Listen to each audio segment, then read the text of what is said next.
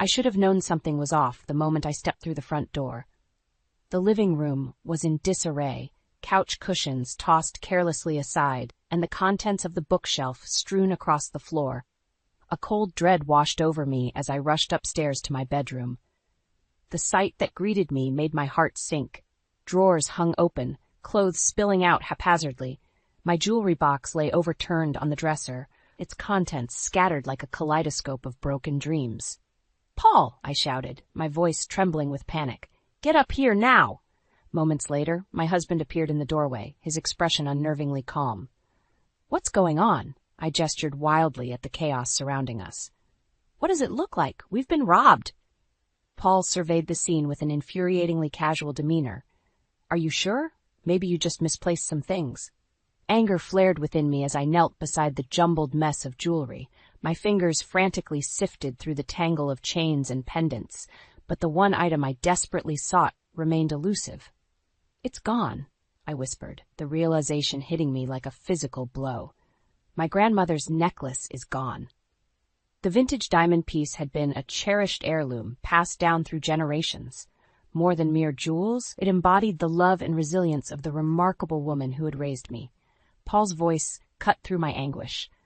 "I'm sure it's around here somewhere. Don't worry, we'll find it."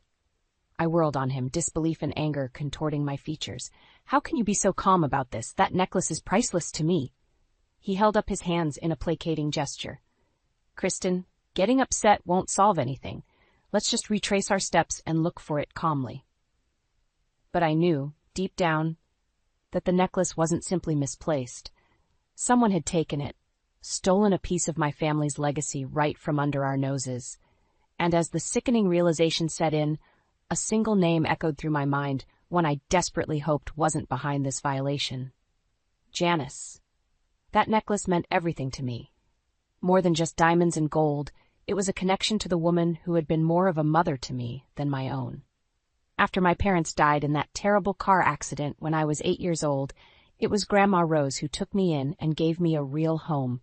While other kids my age were playing make-believe, I was learning how to cook, clean, and fend for myself.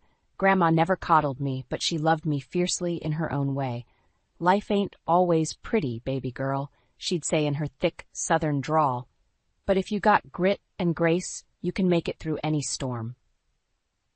Those words became my mantra, a lifeline I clung to during the darkest days. Because even when the bills piled up and the fridge ran empty, Grandma Rose never lost her unshakable spirit. She worked tirelessly as a seamstress, her calloused fingers deftly guiding the needle and thread. I can still picture her hunched over that old Singer sewing machine, the whirring rhythmic as she brought fabric to life. It was during those long nights, as I drifted off to the comforting hum of the machine, that Grandma would tell me about the necklace. "This here's been in our family for generations," she'd say, her weathered hands cradling the glittering gems. "Passed down from mother to daughter as a reminder of our strength and resilience." To Grandma, those diamonds represented more than just wealth. They were a testament to the sacrifices and perseverance of the women who came before us. With each delicate link in the chain, she wove the tales of our ancestors' triumphs and struggles, binding me to a legacy of unbreakable spirit. "One day this'll be yours, baby girl," Grandma would whisper, "a piece of our history to carry with you always." Those words echoed through my mind as I knelt amid the wreckage of my bedroom, the vacant space where the necklace once rested mocking me. Grandma had trusted me to safeguard our family's heirloom, and I had failed her. "We have to call the police," I said, my voice trembling with a mixture of grief and determination. Paul shook his head, his brow furrowed with concern. "Let's not jump to conclusions, Kristen. For all we know, you just misplaced it somewhere." I fixed him with a steely glare, my hands balling into fists at my sides. How could he be so blasé about this? Didn't he understand the profound significance of what had been taken? "You think I'd just carelessly lose something that important?" I snapped. "No, Paul. Someone took it. Someone who knew exactly what that necklace meant to me." As the terrible realization settled over me, a singular name burned like acid on my tongue.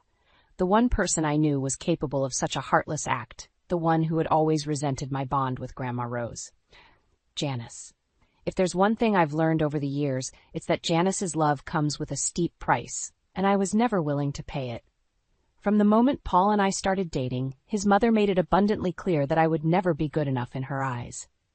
A girl with no family and no money? She'd sneer, her thin lips curling into a disdainful sneer. Is that really the best you can do, Paul? Her words cut deep, but I refused to let her see how much they stung. I had survived far worse than a disapproving mother-in-law, even one as venomous as Janice. Unfortunately, Paul was never able to break free from her toxic grip. Despite my pleading, he remained her obedient little boy, jumping at her every whim and demand. She's just looking out for me, he'd insist, his eyes downcast with shame. You know how worried she gets. I knew better than to argue. Janice had him wrapped around her bony finger, and any attempt to sever that twisted bond would only push him further into her clutches. So I suffered in silence, enduring her endless criticisms and backhanded insults. I was too messy, too loud, too opinionated, a constant disappointment in her eyes. But it was the underhanded digs at my humble upbringing that cut deepest of all. I still can't believe Paul married a girl raised by some old seamstress, she'd sneer, her gaze boring into me with undisguised disdain. He deserves so much better than that. It took every ounce of willpower not to slap that smug expression right off her face. How dare she disrespect the woman who had sacrificed everything to give me a chance at life? Grandma Rose was worth 1,000 of Janice, a true pillar of strength and grace in the face of adversity. While Janice wallowed in her wealth and privilege, Grandma had clawed her way out of poverty with nothing but her calloused hands and an indomitable spirit. The necklace had been her final gift to me, a symbolic passing of the torch from one strong woman to another. And now, thanks to Janice's greed and pettiness, that precious heirloom was gone forever. I could feel the anger simmering within me, a white-hot rage that threatened to boil over. Paul might have been content to let his mother trample all over our lives, but I refused to be her doormat any longer. We're calling the police, I stated firmly, leaving no room for argument. And if you won't stand up to your mother, then I'll handle this myself. Paul's eyes widened in alarm, his mouth opening and closing like a landed fish. Kristen, you can't be serious. It's just a necklace, for God's sake. Just a necklace. How could he be so callous, so dismissive of something that meant the world to me? It's more than just a necklace, Paul, I said, my voice low and trembling with barely restrained fury. It's my heritage, my connection to the woman who made me who I am today. And if you can't see that, if you're willing to let your mother stomp all over that, then maybe we have bigger problems than a missing piece of jewelry. As the words left my lips, I realized they carried a weight far beyond this single act of betrayal.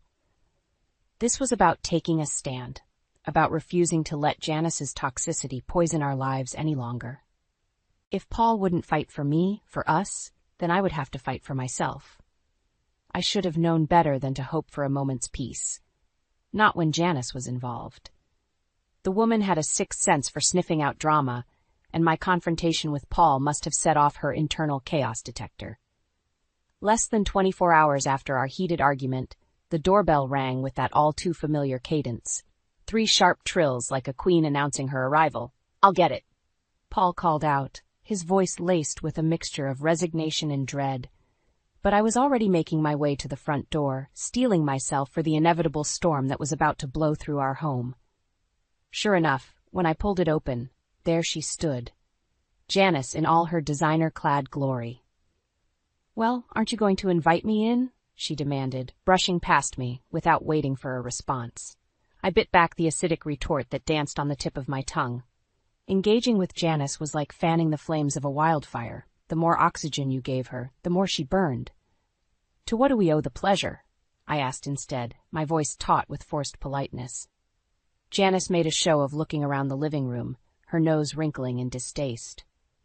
"Good Lord, Kristen, this place is a sty. Haven't you heard of dusting?" I opened my mouth to respond, but Paul cut me off with a nervous chuckle. Now, Mother, you know Kristen works hard to keep everything tidy." Clearly not hard enough, Janice sniffed, casting a disdainful glance in my direction. The urge to throttle her was becoming overwhelming, but I managed a tight smile. "I'll get us some coffee." As I retreated to the kitchen, I could hear Janice's shrill voice carrying through the house. Honestly, Paul, I don't know how you put up with her. You could do so much better, you know? My hands trembled with barely restrained rage as I fumbled with the coffee mugs. How dare she speak about me like that, as if I were some sort of burden to be endured? By the time I returned to the living room, Janice had made herself quite at home, her bony frame perched on the edge of the sofa like a vulture surveying its prey. Paul sat in the armchair across from her, his shoulders hunched and his gaze averted. "There you are," Janice said, fixing me with a saccharine smile that didn't reach her cold eyes. "I was just telling Paul how lovely it would be if we could have a proper family dinner this weekend. You know, a chance for us to catch up and spend some quality time together." The words oozed from her mouth like poisoned honey, and I felt my stomach churn with dread. A family dinner with Janice was akin to a medieval torture session. 2 hours of endless needling and criticism, all while forcing hollow smiles. "That sounds lovely," I lied through gritted teeth, setting the coffee tray down with more force than intended. Janice's gaze drifted to the disarray of my jewelry box, still scattered across the dresser top. "Good heavens, Kristen, what happened here? It looks like a tornado blew through." A familiar prickle of unease crept up my spine as her beady eyes raked over the jumbled mess of chains and pendants. Surely she couldn't know, could she? "Actually, we think we were robbed yesterday," Paul piped up, shooting me a nervous glance. "Some things went missing, including that tacky old necklace of Kristen's," Janice interjected with a dismissive wave of her hand. "The one from her grandmother, right?" The casual way she spoke of the necklace, as if it were little more than a worthless bauble, sent a spike of white-hot fury through my veins. "You know about the missing necklace?" I demanded, my voice low and dangerous. Janice met my gaze with an infuriatingly bland expression. "Of course, dear. Paul mentioned it when I arrived." But her eyes, those soulless pits, betrayed something else entirely. A flicker of smugness, of twisted satisfaction at my pain. In that moment, I knew the truth with every fiber of my being. The necklace hadn't been taken by some random thief. It had been stolen by the very woman sitting before me, the one who had always resented and envied my bond with Grandma Rose. "You." The word caught in my throat, rage and disbelief rendering me momentarily speechless. Janice merely arched one perfectly groomed eyebrow, her thin lips curving into a serpentine smile. "Me?" she purred, her voice dripping with feigned innocence. "Why, Kristen? Whatever do you mean?" The silence that followed Janice's thinly veiled taunt was deafening, a vacuum of tension that threatened to swallow us whole. I could feel Paul's worried gaze boring into me, silently pleading for me to let it go, to keep the peace. But how could I? How could I possibly sit idly by while this vile woman not only stole from me, but mocked me to my face? "You know exactly what I mean," I growled, my fingers curling into white-knuckled fists at my sides. "That necklace was priceless to me, and you took it out of pure spite." Janice's eyes widened in a parody of innocence, her perfectly manicured hand fluttering to her chest. "Why, Kristen, I'm absolutely appalled that you would accuse me of such a thing. I may have my faults, but theft? Really, dear, you're being quite dramatic." The sickly sweet condescension in her tone was like acid on an open wound. I wanted nothing more than to wipe that smug, self-satisfied smirk off her face once and for all. "Don't play dumb with me, Janice," I spat, taking a step closer to her perch on the sofa. "We both know you've had it out for me from the start. That necklace was my connection to Grandma Rose, and you couldn't stand the fact that she loved me more than you."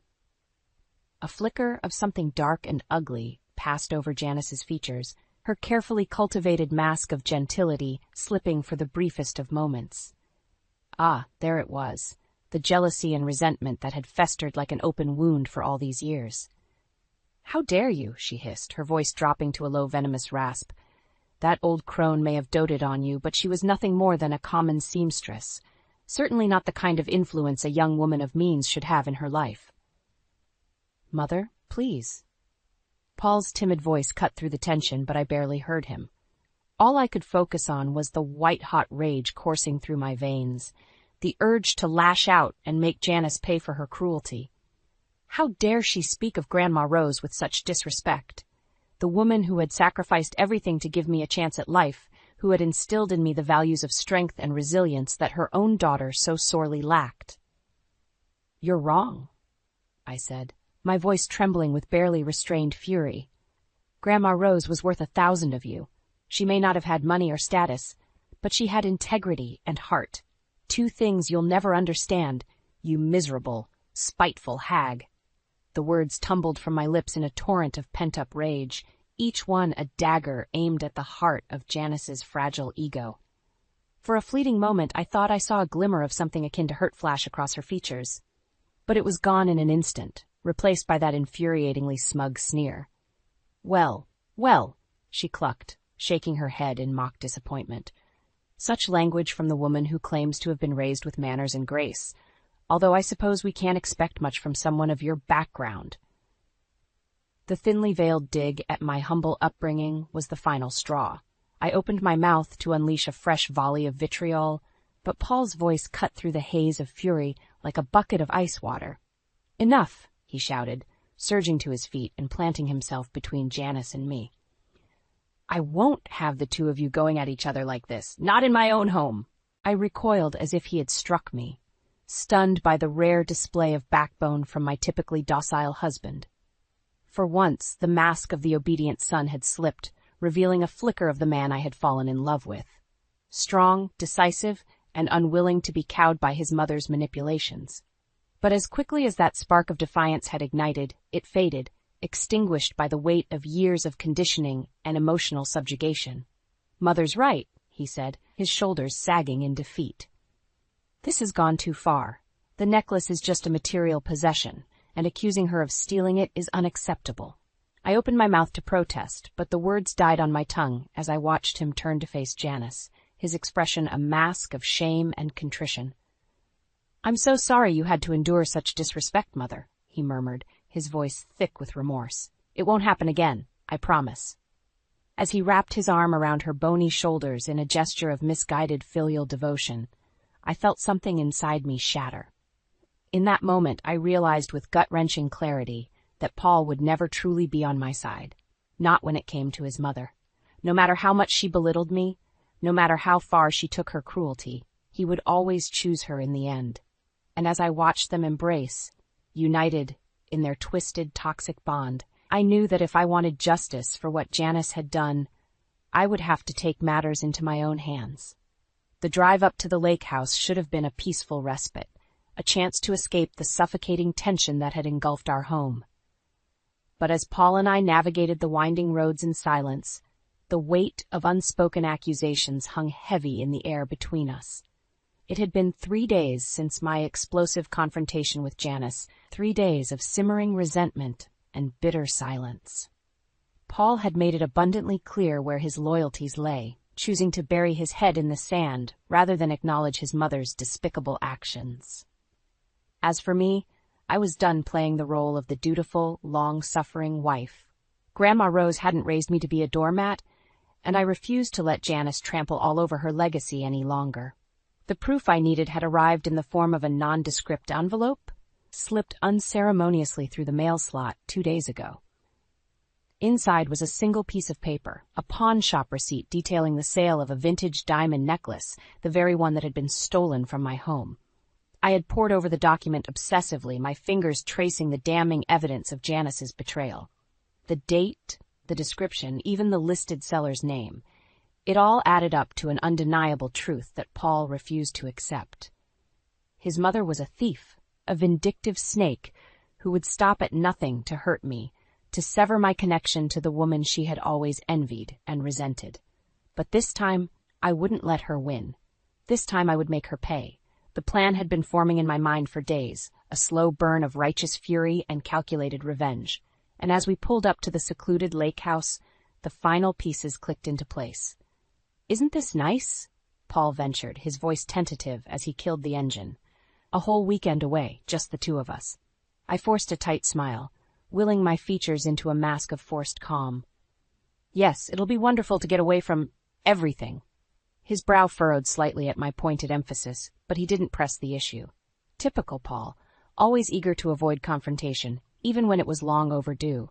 We unpacked in silence, the tension between us a living, breathing thing. As the sun began to dip below the tree line, I made my move. "I'm going to take a walk down by the water," I announced, already heading for the door. "Clear my head a bit." Paul hesitated, his mouth opening as if to protest, but I was already gone, the screen door slamming shut behind me. The pawn shop was a hole-in-the-wall establishment on the outskirts of town, the kind of place that dealt in discretion as much as merchandise. Perfect for someone like Janice, who valued her reputation above all else. The bell above the door jangled as I stepped inside, and a wiry man with beady eyes looked up from behind the counter. "Can I help you, ma'am?" he drawled, his gaze raking over me with poorly veiled suspicion. I steeled my nerves and met his stare head-on, reaching into my pocket for the crumpled receipt. "I'm looking for a necklace that was sold here recently," I said, sliding the paper across the glass countertop. "A vintage diamond piece, according to this receipt." The man's eyes narrowed as he scanned the document, his lips pressing into a thin line. For a moment I feared he would refuse to cooperate, that my carefully laid plans would unravel before they could even begin. But then, slowly, he nodded. "Yeah, I remember this one," he grunted, disappearing into the back room. My heart thundered in my chest as I waited, every second feeling like an eternity. Finally he reappeared, a velvet pouch clutched in his gnarled hand. "Here it is," he said gruffly, upending the pouch onto the counter. There it was, Grandma Rose's necklace, the delicate chains and glittering diamonds that had been a part of my life for as long as I could remember.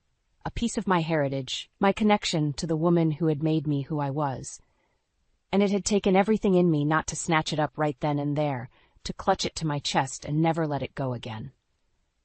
But I couldn't, not yet. Not until I had made Janice pay for what she had done. "I'll take it," I said, my voice steady despite the maelstrom of emotions swirling within me.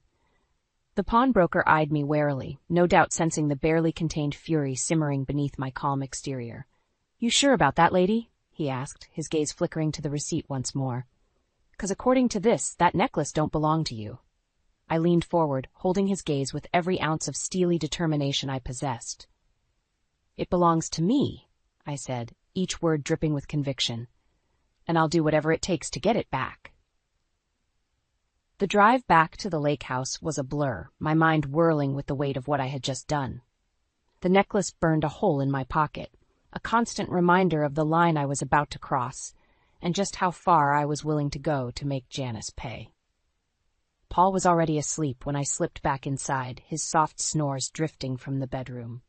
Good, the fewer questions the better. I needed him as far removed from this as possible, both for his own sake and mine. With trembling hands, I retrieved the velvet pouch from my jacket and carefully upended it onto the kitchen counter. There it was, the diamonds winking at me in the dim light, a silent taunt, daring me to go through with my plan. I traced the delicate links with the pad of my finger, steeling my resolve. This was about more than just a piece of jewelry. It was about righting a wrong, about standing up to the toxic force that had plagued my life for far too long.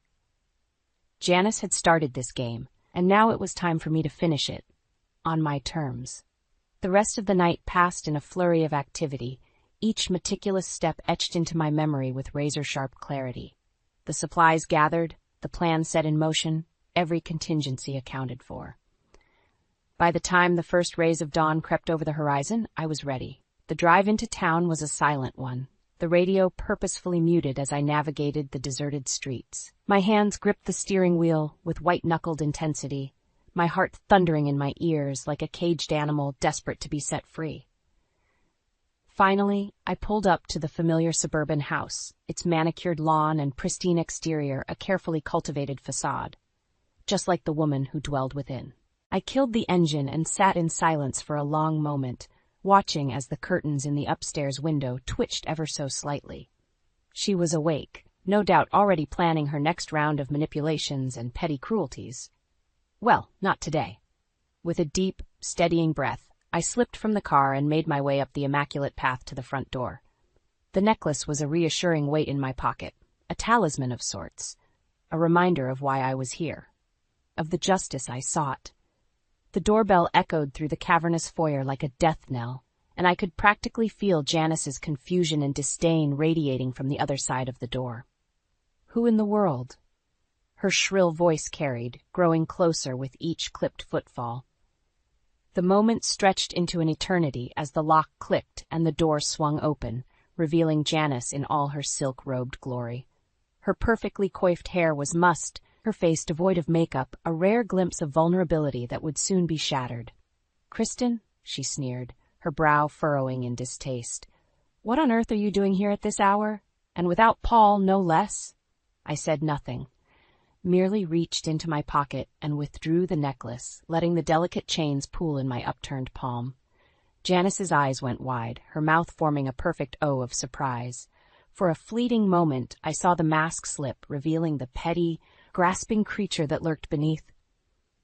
"Where did you get that?" she hissed, her gaze darting furtively left and right, as if afraid someone might overhear. A slow, satisfied smile spread across my face as I drank in her discomfort, her sudden loss of control. "From the pawn shop," I said, my voice low and laced with triumph. "The same one you sold it to after you stole it from my home."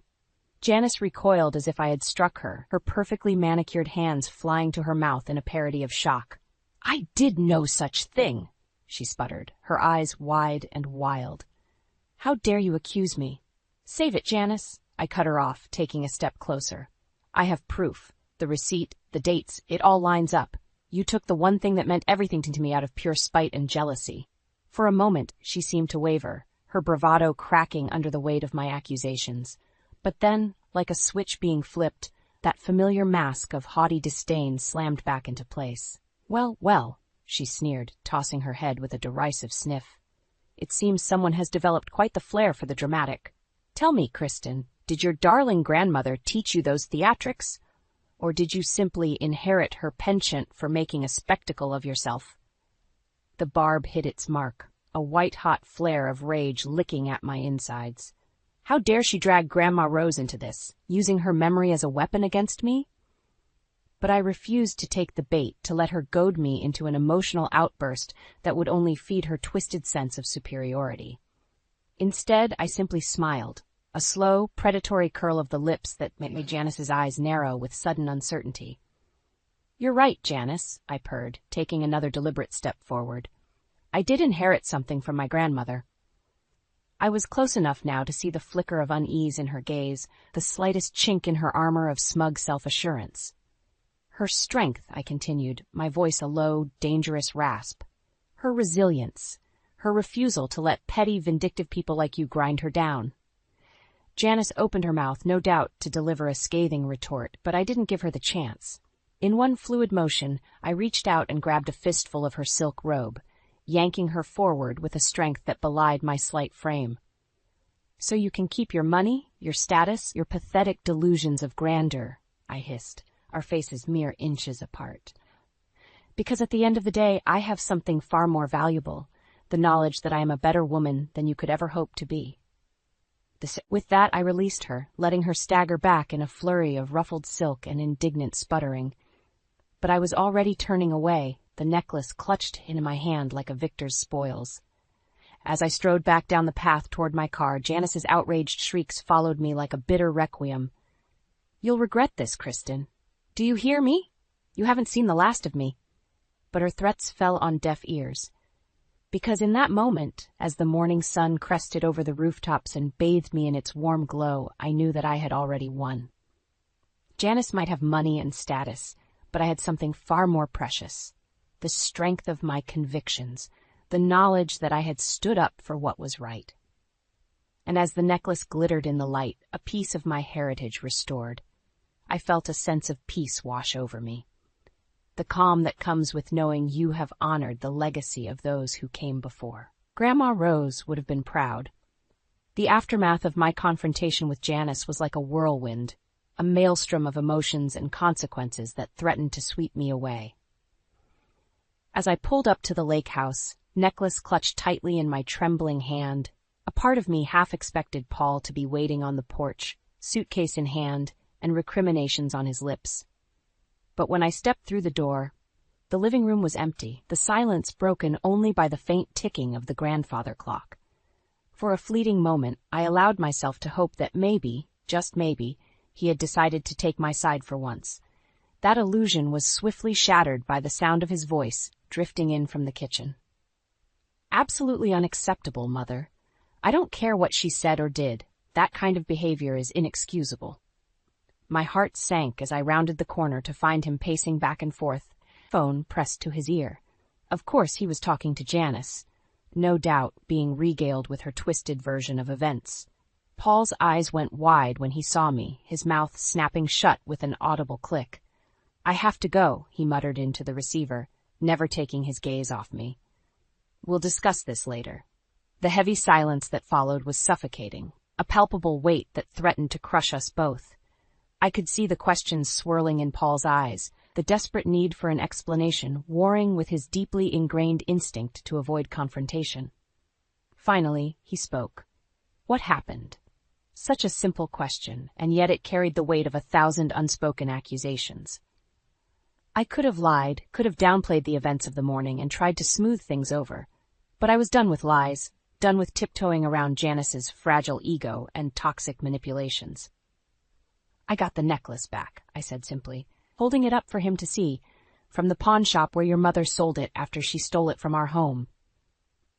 Paul's brow furrowed, his mouth working soundlessly for a moment as he processed my words. That's not possible, he finally managed, shaking his head vehemently. Mother would never do something like that. She's not a thief, Kristen. The blind devotion in his voice, the utter refusal to even entertain the possibility that his precious mother could be anything less than perfect, was like a physical blow. Open your eyes, Paul, I exploded, unable to contain my frustration any longer. I have proof, the receipt, the dates, everything. She took that necklace out of pure spite because she knew how much it meant to me. No, Paul whispered, his face ashen. No, you're wrong. You have to be. In that moment, I realized that no amount of evidence would ever be enough to sway him. Janice had him so thoroughly brainwashed, so twisted up in her web of lies and manipulation, that he would always take her side, no matter how despicable her actions. And as that painful truth sank in, a strange sense of calm washed over me. Because for the first time I saw Paul for what he truly was, a weak, spineless man so crippled by his mother's toxicity that he would never be able to fully commit to me, to our marriage. You know what? I said, my voice low and laced with resignation. Believe what you want, Paul. But I'm done walking on eggshells around your mother. I'm done letting her treat me like garbage and disrespect everything I hold dear. I took a step closer, holding his gaze with every ounce of steely determination I possessed. This necklace represents more than just diamonds and gold. It's a symbol of the strength and resilience that Grandma Rose instilled in me. The same strength that let me stand up to your mother and take back what was rightfully mine. Paul opened his mouth, no doubt to protest or make excuses, but I didn't give him the chance. So you can keep making apologies for her, keep turning a blind eye to her cruelty and pettiness, but I refuse to be a part of that toxic cycle any longer. Not when it means sacrificing my self-respect and the legacy my grandmother fought so hard to give me. The words hung heavy in the air, a gauntlet thrown down between us. For a long, tense moment, neither of us spoke, the weight of my ultimatum stretching out in the silence. Finally, Paul's shoulders slumped in defeat, and I saw the flicker of the man I had once loved extinguish in his eyes. If that's how you really feel, he murmured, his voice barely above a whisper. I said nothing, merely turned and headed for the door, the necklace clutched tightly in my fist. As I stepped out onto the porch, I couldn't help but glance back one last time. Paul was still standing in the kitchen, his back to me and his head bowed in resignation. A part of me ached to go to him, to find a way to make things right, but I knew deep down that it was too late for that. The ties that bound him to his mother were too strong, too deeply ingrained to ever be severed. So I did the only thing I could. I kept walking, letting the screen door slam shut behind me with a finality that reverberated in my soul. As I made my way to the car, the morning sun glinting off the diamonds in my hand, I couldn't help but feel a strange sense of peace amidst the turmoil. Because for the first time in my life, I was truly free, free from Janice's toxic grip, free from the burden of trying to please a woman who would never be satisfied. It was a bittersweet victory, to be sure, but as I clutched the necklace to my chest, I knew that Grandma Rose would have understood. She too had walked away from situations that threatened to diminish her spirit, her sense of self-worth. And in that moment, as I turned to face an uncertain future, I knew that her strength, her resilience, flowed through my veins like a wellspring of courage and determination. Whatever came next, I would face it head-on, unbowed and unbroken. Because that was the legacy she had passed down to me. A legacy far more precious than any diamond or jewel. A legacy of grace under fire, of dignity in the face of adversity. And for the first time in far too long, I felt truly worthy of carrying that mantle.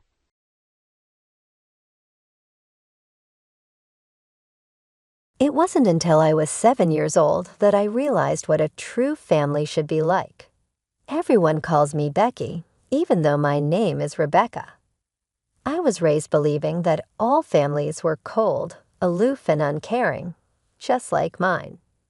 I was monetarily supported by my mom, who was his nurse, and my dad, who was a successful dentist with his own practice. Hugs and kisses were alien ideas in our home as far as I can remember. I never experienced any affection from my parents, and I simply thought that was the way things were meant to be. I always had clean clothing to wear, we had a wonderful house, and there was delicious food on the table, but I couldn't identify what was lacking. I never visited the homes of other children, and our family didn't interact much with outsiders. We were alone in our own little world. In retrospect, I see how alone we were, yet it looked normal at the time. When I became acquainted with Sarah, a girl in my class, everything changed. After school one day, she asked me to her place. I recall feeling as though I had entered another universe when I first entered her house. Sarah's mother smiled warmly as she met us at the door. She responded, "Hi, sweetie," and embraced Sarah tightly. "You must be Becky, too. It's a pleasure to meet you." She put her arms around me as well before I realized what was going on. I hesitated, unsure of how to respond. It was a pleasant, reassuring hug. My eyes began to water as all these new feelings swept over me. While working on our schoolwork in Sarah's living room, I couldn't help but notice how different everything seemed. Occasionally, Sarah's mother would stop over to see if we needed anything, give Sarah a brief peck on the cheek, or ruffle her hair. Every time, I experienced chest ache. Sarah's mother volunteered to drive me home when it was time. She smiled kindly at me as we drew up to my house. "Becky, it was a pleasure to have you over. You're welcome at any moment." She then leaned over and gave me a cheek kiss, which really shocked me. "Good night, sweetie." With my head spinning, I staggered out of the car and entered my home. I noticed my parents absorbed in their own pursuits while seated in the living room. My dad was going through some files, while my mom was reading a book. "I'm home," I murmured tentatively. My mother hardly looked up. "Did you finish your homework at Sarah's?" she inquired. "Yes," I said, then plucked up the bravery. "Mom, Dad, why don't you ever kiss me goodnight?" The ensuing hush was deafening. When my mother eventually raised her head from her book, she had a puzzled and irritated look on her face. "Rebecca, what are you talking about? We provide you food, clothing, and a place to live. That ought to be sufficient for you." My heart sank. My dad said, "But that's enough, Rebecca," without raising his eyes from his papers. "Go to your room and get ready for bed." As I laid in bed that night, I became aware for the first time that something was off in our family. I questioned why my parents couldn't love me the way Sarah's mother loved her as I fell asleep, since my house lacked the warmth I had experienced in Sarah's. The sharp contrast between my family and others became more noticeable as I got older. I knew more clearly what was wrong by the time I reached adolescence. The source of the issue was my mother. Mom had always been a chilly woman who didn't appear to be able to feel anything, much less love, for anyone. I observed that she was just as aloof with Dad as she was with me. She appeared impenetrable and uncompromising, like though composed of ice. I became increasingly aware of how overburdened they appeared to be by their parental responsibilities. Yes, they would go to parent-teacher conferences, but there was always a barely disguised annoyance on their faces, as though they would like to be somewhere else. I foolishly thought that things may change when I turned 16. Perhaps they would give me a nice embrace or a thoughtful gift as a surprise. Rather, I received a harsh reality check. Over breakfast, Mom murmured, "Rebecca," in her usual flat voice. "Your father and I need to discuss something with you." Dad cleared his throat. "We wanted to clarify that you shouldn't count on us to cover the cost of your college education. It is not necessary for us to do so." I felt like I was slapped across the face by the words. Unable to talk, I just gazed at them. Mom went on, "You're old enough now to start thinking about your future," oblivious to or unconcerned with my horrified look. "If you want to go to college, you'll need to figure out how to pay for it yourself." I nodded numbly, pushing away from the table. "Thanks for letting me know," I managed to say before retreating to my room. That day marked a turning point for me. I realized that if I wanted anything in life, I'd have to get it for myself. My parents weren't going to help me. They'd made that crystal clear. After graduating high school, I knew I needed to start earning more money. College seemed like a distant dream, but I was determined to make it happen. That's how I found myself working as a waitress at Joe's Diner, a small local restaurant just a few blocks from our house. Joe, the owner, was a middle-aged man with a perpetual 5 o'clock shadow and a belly that spoke of too many taste tests in the kitchen. When I applied for the job, he looked me up and down with a grin that made me slightly uncomfortable. "Well, well," he said, stroking his chin. "You'll definitely attract customers with those looks, sweetheart. You're hired." 3 months into my new job, my life took another dramatic turn. It was a Tuesday morning, and I was getting ready for my afternoon shift when my parents called me down for breakfast. This was unusual. We rarely ate together, let alone had conversations over meals. As I sat down, I noticed my parents exchanging glances. My mother, her face as impassive as ever, spoke first. "Rebecca, your father and I have some news," she said, her voice devoid of any emotion. "We've decided to sell the house and move to Europe. The sale will be finalized next month." I waited for them to continue to tell me about their plans for me, but the silence stretched on. Finally, I couldn't take it anymore. "So what about me?" I asked, my voice small. "Am I coming with you?" My parents exchanged another look, this one tinged with what seemed like annoyance. My father cleared his throat. "Rebecca, you're an adult," he said, his tone matter of fact. "It's time for you to find your own place to live. We fulfilled our duty. You're of legal age now, which means you need to figure things out on your own." Anger and disbelief welled inside me. This is my home too. I shouted, standing up so quickly my chair toppled over. "You can't just throw me out." My father actually laughed, a cold, humorless sound that sent chills down my spine. "This house is my property, Becky. You have no claim to it." Tears stung my eyes as the full weight of their callousness hit me. Without another word, I ran upstairs and started throwing my belongings into a suitcase. As I was about to leave, my parents stopped me at the door. "Show us what's in the suitcase," my mother demanded, her eyes narrowed with suspicion. I couldn't believe what I was hearing. "Are you serious? You think I'm stealing from you?" "We just want to make sure you're not taking anything valuable," my father said, as if it was the most reasonable request in the world. That was the last straw. Years of pent-up anger and hurt came pouring out of me in a torrent of curse words and accusations. I screamed at them, calling them every nasty name I could think of, telling them they were the worst parents in the world. They didn't even flinch when I ran out of steam. My mother simply opened the door and gestured for me to leave. With nowhere else to go, I headed to Joe's diner for my shift, dragging my suitcase behind me.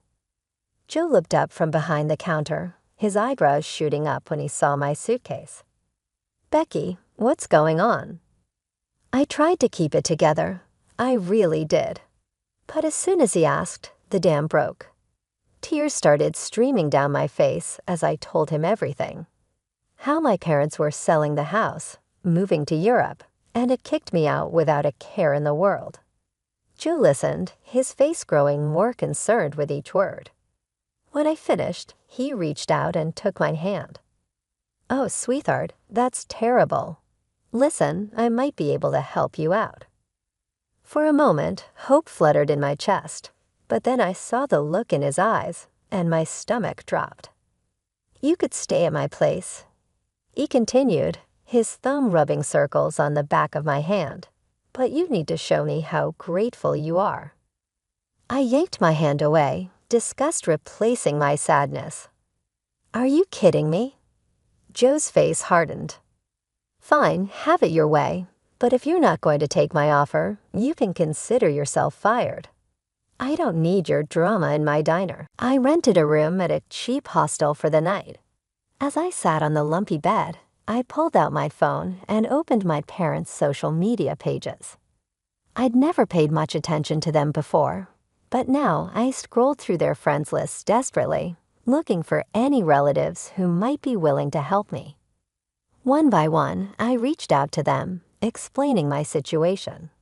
And one by one, they turned me down. Some were polite about it, others less so, but the result was the same. No one wanted to take me in. Just when I was about to give up hope, I got a message from someone I'd never met, my mother's aunt, Evelyn. She lived in another state, but said she'd be willing to let me stay with her for a while. With no other options, I used the last of my money to buy a bus ticket to Aunt Evelyn's town.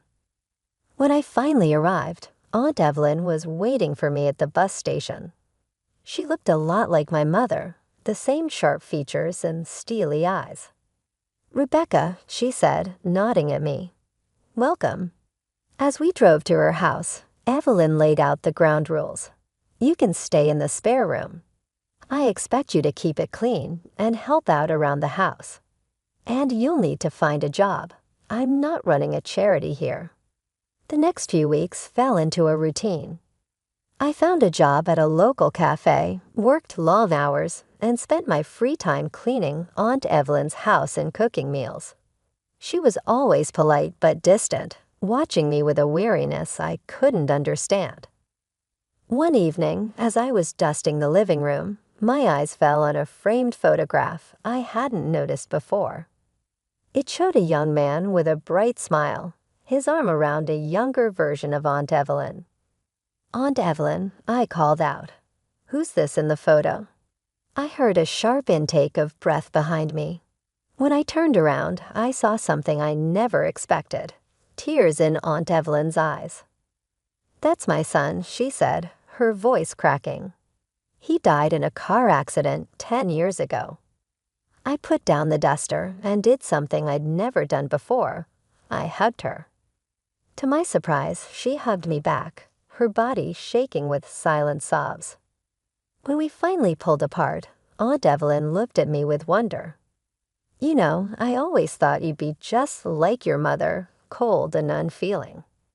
I shook my head, feeling my own tears welling up. "And I thought you were just like her, too." I guess we were both wrong. As the days passed, Aunt Evelyn and I grew closer. The warmth I'd always craved from my parents, I found in her.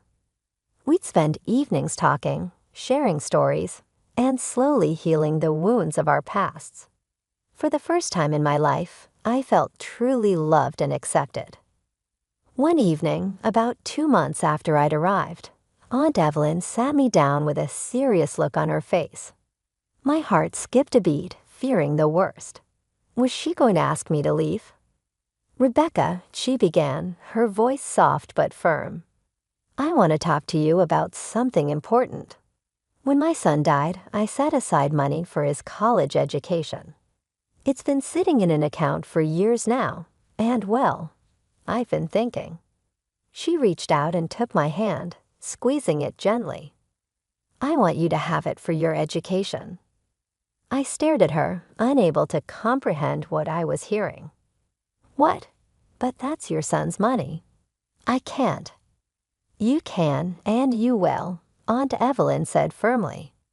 My boy would have wanted it to be used for something good. And you, Rebecca, you deserve a chance at a better life. Without hesitation, I threw my arms around her, sobbing into her shoulder. Thank you, I whispered. Thank you so much. And just like that, my life changed again. I enrolled in the local college as a business major, determined to make Aunt Evelyn proud. We settled into a new routine. I'd go to classes during the day, work part-time at the cafe in the evenings, and spend my nights studying at the kitchen table while Aunt Evelyn knitted in her favorite armchair. For 2 years, life was good. Better than good, actually. It was everything I'd ever dreamed of. I had a loving family, I was getting an education, and I felt like I was finally on the path to a bright future. But life has a way of throwing curveballs when you least expect them. It was a crisp autumn afternoon when there was a knock at the door. I was home alone, working on a paper for my marketing class. Assuming it was a package delivery, I opened the door without a second thought. The woman standing on the porch made my blood run cold. Her hair was grayer, her face more lined, but there was no mistaking those cold, hard eyes. "Hello, Rebecca," my mother said, her voice as emotionless as ever. I gripped the doorframe, my knees suddenly weak. "Mom, what are you doing here?" She looked past me into the house, her lips pursed. "I need to speak with Evelyn. Is she home?" I shook my head, still in shock. "She's out running errands. She'll be back soon." My mother nodded curtly. "I'll wait then." Before I could protest, she brushed past me into the house. I closed the door, my mind racing. What was she doing here, after 2 years of silence? Why now? As we sat in uncomfortable silence in the living room, I took a good look at my mother. She wasn't the well-put-together woman I remembered. Her clothes were wrinkled, her hair unkempt. There was a desperation in her eyes that I'd never seen before. Finally, unable to bear the tension any longer, I broke the silence. "Why are you here, Mom?" She met my gaze, and for a moment, I thought I saw a flicker of emotion, but it was gone so quickly I might have imagined it. "I need help," she said flatly. "Your father and I are no longer together. We moved to Italy as planned. Your father, he met someone else, a younger woman. He left me for her." Before I could respond, we heard the front door open. Aunt Evelyn walked in, her arms full of grocery bags. When she saw my mother, she froze. "Helen," Aunt Evelyn said, her voice clipped. "What brings you here after all this time?" My mother straightened her posture, trying to regain some of her old authority. "Evelyn, I need your help. I've fallen on hard times." Aunt Evelyn's eyebrows shot up. "Oh, and what about your comfortable life in Italy?"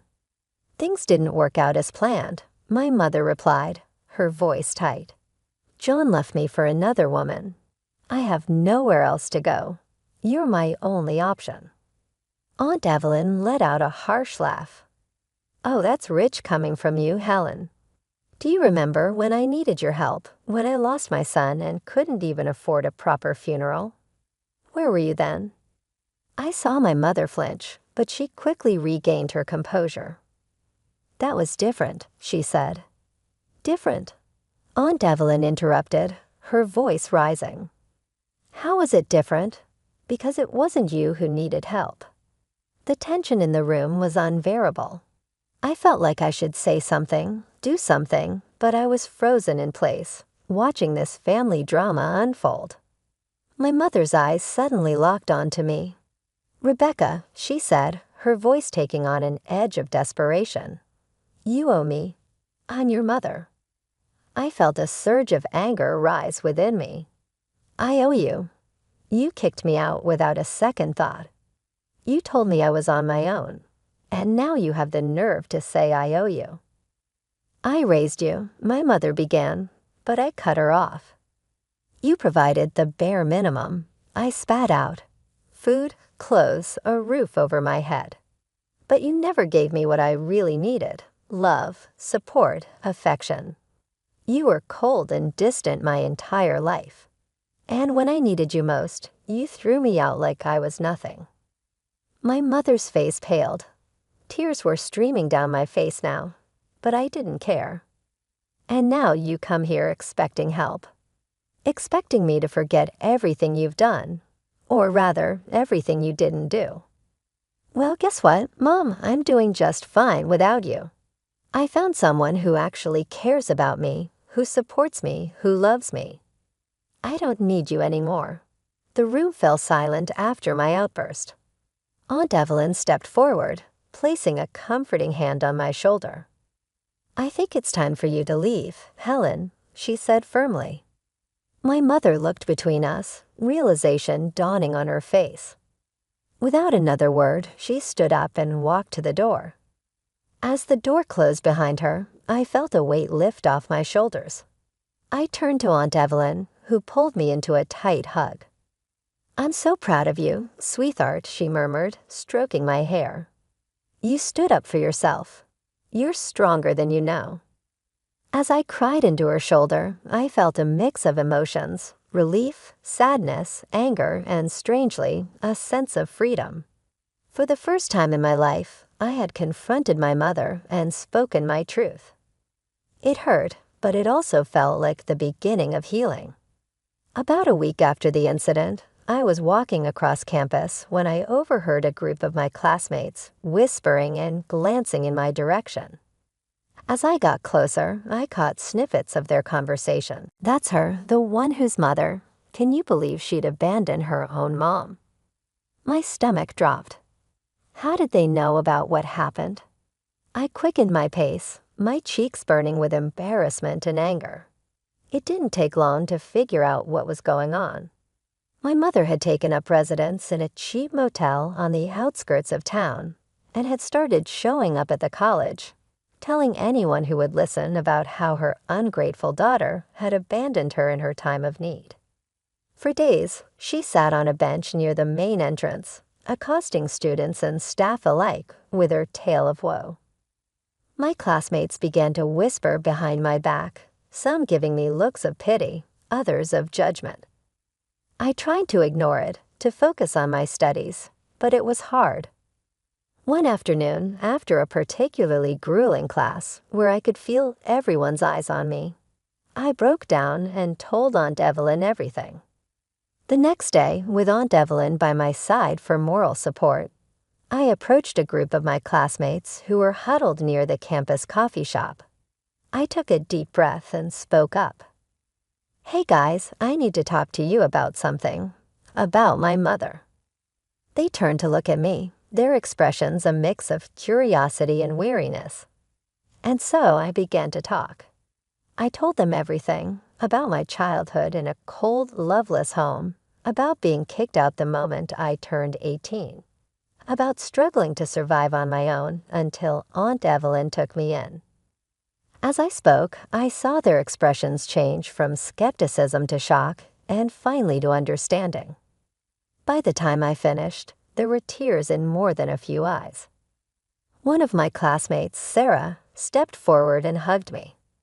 "Becky, I'm so sorry. We had no idea. Your mom, she made it sound so different." Word spread quickly after that. My classmates, now armed with the truth, became my fiercest defenders. When my mother tried to approach them with her tales of abandonment, they shut her down. The college security, alerted to the situation, began escorting her off campus whenever she showed up. A week later, I heard through the grapevine that my mother had given up and left town. She had returned to our hometown, taking a job as a nurse at the local clinic and renting a small apartment. I felt relieved and calm.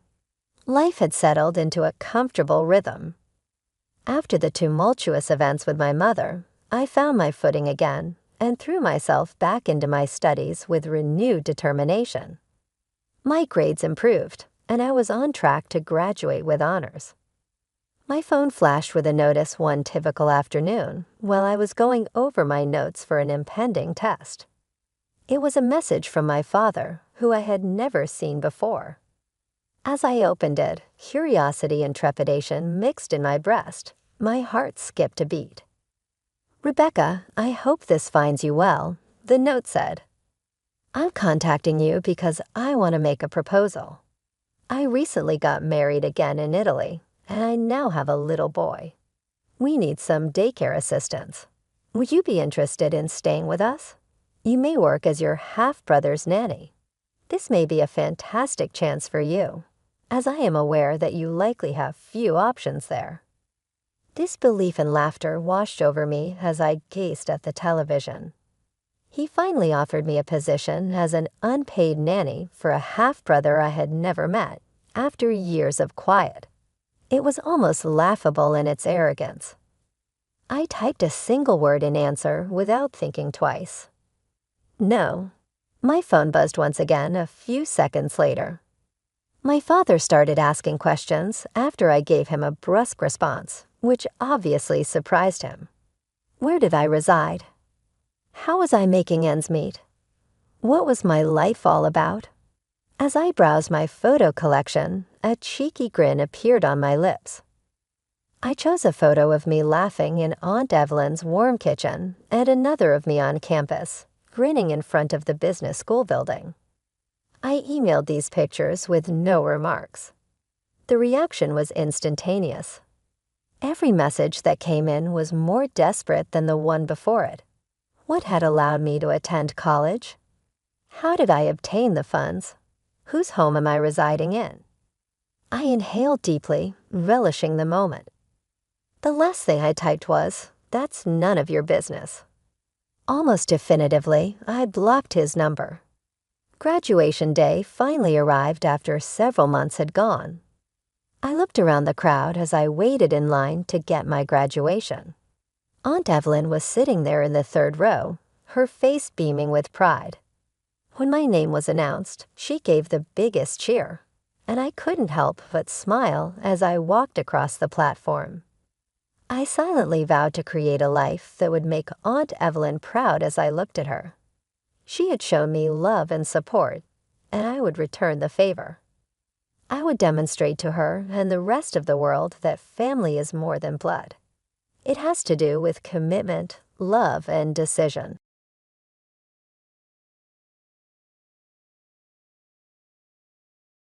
I can still clearly recall my early years, including the sound of my dad's keys jingling as he got home from work and the scent of his cologne. This is my story, and my name is Alice. Mom, Dad, and I were born into what you would consider a typical household. However, it was immediately apparent who I liked best. Dad. He was everything to me and my idol.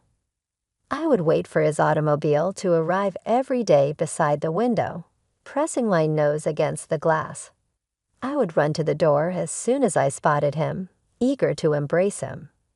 He'd pick me up and twirl me around, saying, "There's my little princess." I would laugh while pressing my forehead against his neck and inhaling that comforting, kind aroma. Mom. She was there, at least physically, but not so much emotionally.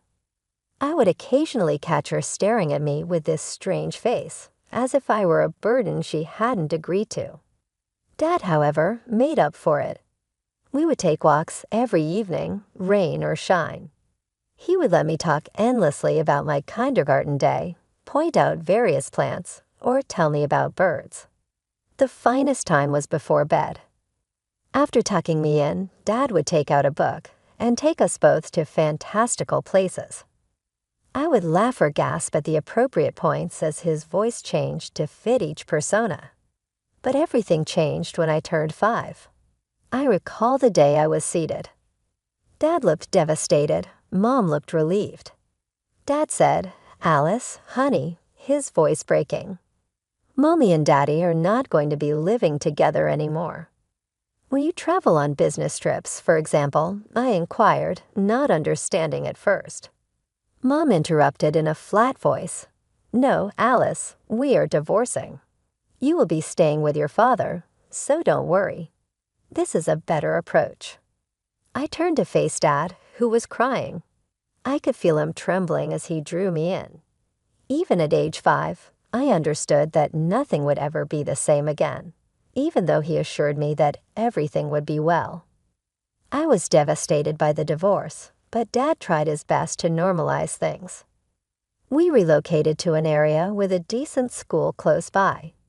I still recall the day we moved into our new home. "What do you think, Alice?" With hopeful eyes, Dad inquired. A knot formed in my throat as I gazed at the strange edifice. "It's big," I actually said. Dad got on his knees next to me. "I know it's different, sweetheart, but we'll make it our home together, okay?"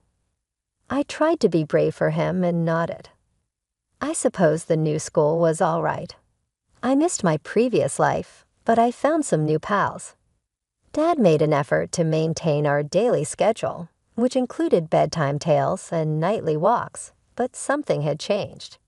His eyes had a melancholy in them that had never been before. Mom disappeared from my life like a phantom. Sometimes she would call, her voice unfocused and far away. She would inquire, "How's school, Alice?" But I could see she wasn't very interested in the response. She would occasionally take me out for a weekend. We were strangers compelled to spend time together, and it was always unpleasant. I had a wave of relief as soon as I walked through the door and saw Dad. When I was 6 years old, Dad sat me down one day and had a serious expression on his face. Using his hands to fidget, he continued, "Alice, honey, I've got some news. I have a new acquaintance. We're getting married, and her name is Sarah. Sarah is pleasant. I'm sure you'll enjoy her." I had no desire to like her. I wanted everything to remain the same, just Dad and me. However, life had other ideas. Our peaceful home was abruptly filled with change and noise when Sarah came in. She made an effort to be kind, asking too many questions, and smiled too brightly all the time. With a syrupy honey voice, she would ask, "Alice, sweetie, what would you like for dinner?" I would murmur, "Whatever," and withdraw to my room. Then the most significant shift of all occurred. I was watching TV in the living room when Dad and Sarah entered, beaming broadly. "Alice, we have wonderful news." Sarah poured, "You're going to be a big sister." With a smile on his face and a hand on Sarah's tummy, I glanced to Dad, expecting to see some indication that this was a joke. He remarked, "Isn't it great, princess? You'll have a little brother or sister to play with." On the inside, I wanted to scream, but I faked a grin. A baby? What was he doing? He loved me enough, didn't he? Months passed, and Sarah's belly grew bigger. Dad spent more and more time fussing over her, buying baby things, talking about names. I felt like I was fading into the background. The day the baby was born, I was left with a neighbor. When Dad finally came to get me, he looked exhausted but happy. "Come meet your baby brother, Alice," he said at the hospital. I peered into the crib at the tiny red-faced bundle. I looked at the baby, then at Dad, who was gazing at his new son with such love, it made my heart hurt. Life changed fast after Tommy was born. Dad was completely wrapped up in his new family, and I felt like I was fading into the background. The walks, the bedtime stories, the special moments, they all disappeared, replaced by diaper changes and late-night feedings. Sarah, my stepmother, barely hid her annoyance with me. I'd catch her giving me these looks like I was some unwanted house guest who'd overstayed my welcome. One day, I overheard her talking to Dad in the kitchen. "John, why don't we see if Alice's mother wants her back? It might be better for everyone." I felt like I'd been punched in the gut. Dad's voice was sharp when he replied, "Absolutely not. Alice is my daughter, and this is her home. I expect you to treat her like your own." After that, Sarah was careful not to say anything outright mean to me, but the damage was done. I knew where I stood in her eyes, a burden, an obstacle to her perfect little family. As the years went by, I learned to fend for myself. Dad was always busy with Tommy, teaching him to walk, to talk, attending his Little League games. I grew up in the shadows, becoming fiercely independent out of necessity. High school graduation came and went. Dad, true to his word, paid for my college tuition. "It's from the money your mom's been sending all these years," he explained. "I've been saving it for your education." I was surprised. I'd assumed Mom had just disappeared from my life completely. But I was grateful for the chance to get away, to start fresh in a new city. College flew by. I threw myself into my studies, determined to make something of myself. I graduated with a degree in financial management, feeling proud and accomplished. But when I returned home, reality hit me like a ton of bricks. The house felt different, smaller somehow. Sarah greeted me with a tight smile. "Oh, Alice, you're back. We weren't expecting you so soon." I left my bags upstairs only to find my childhood bedroom completely transformed. Where my bed used to be, there was now a treadmill. My desk had been replaced by a huge TV and gaming console. The walls, once covered in my posters, were now bare. Tommy needed a rec room, Sarah explained, not even trying to sound apologetic. "You can sleep on the couch in the living room. It's just temporary." Right, I stood there, staring at the stranger my room had become, feeling more out of place than ever. Right, I mumbled, temporary.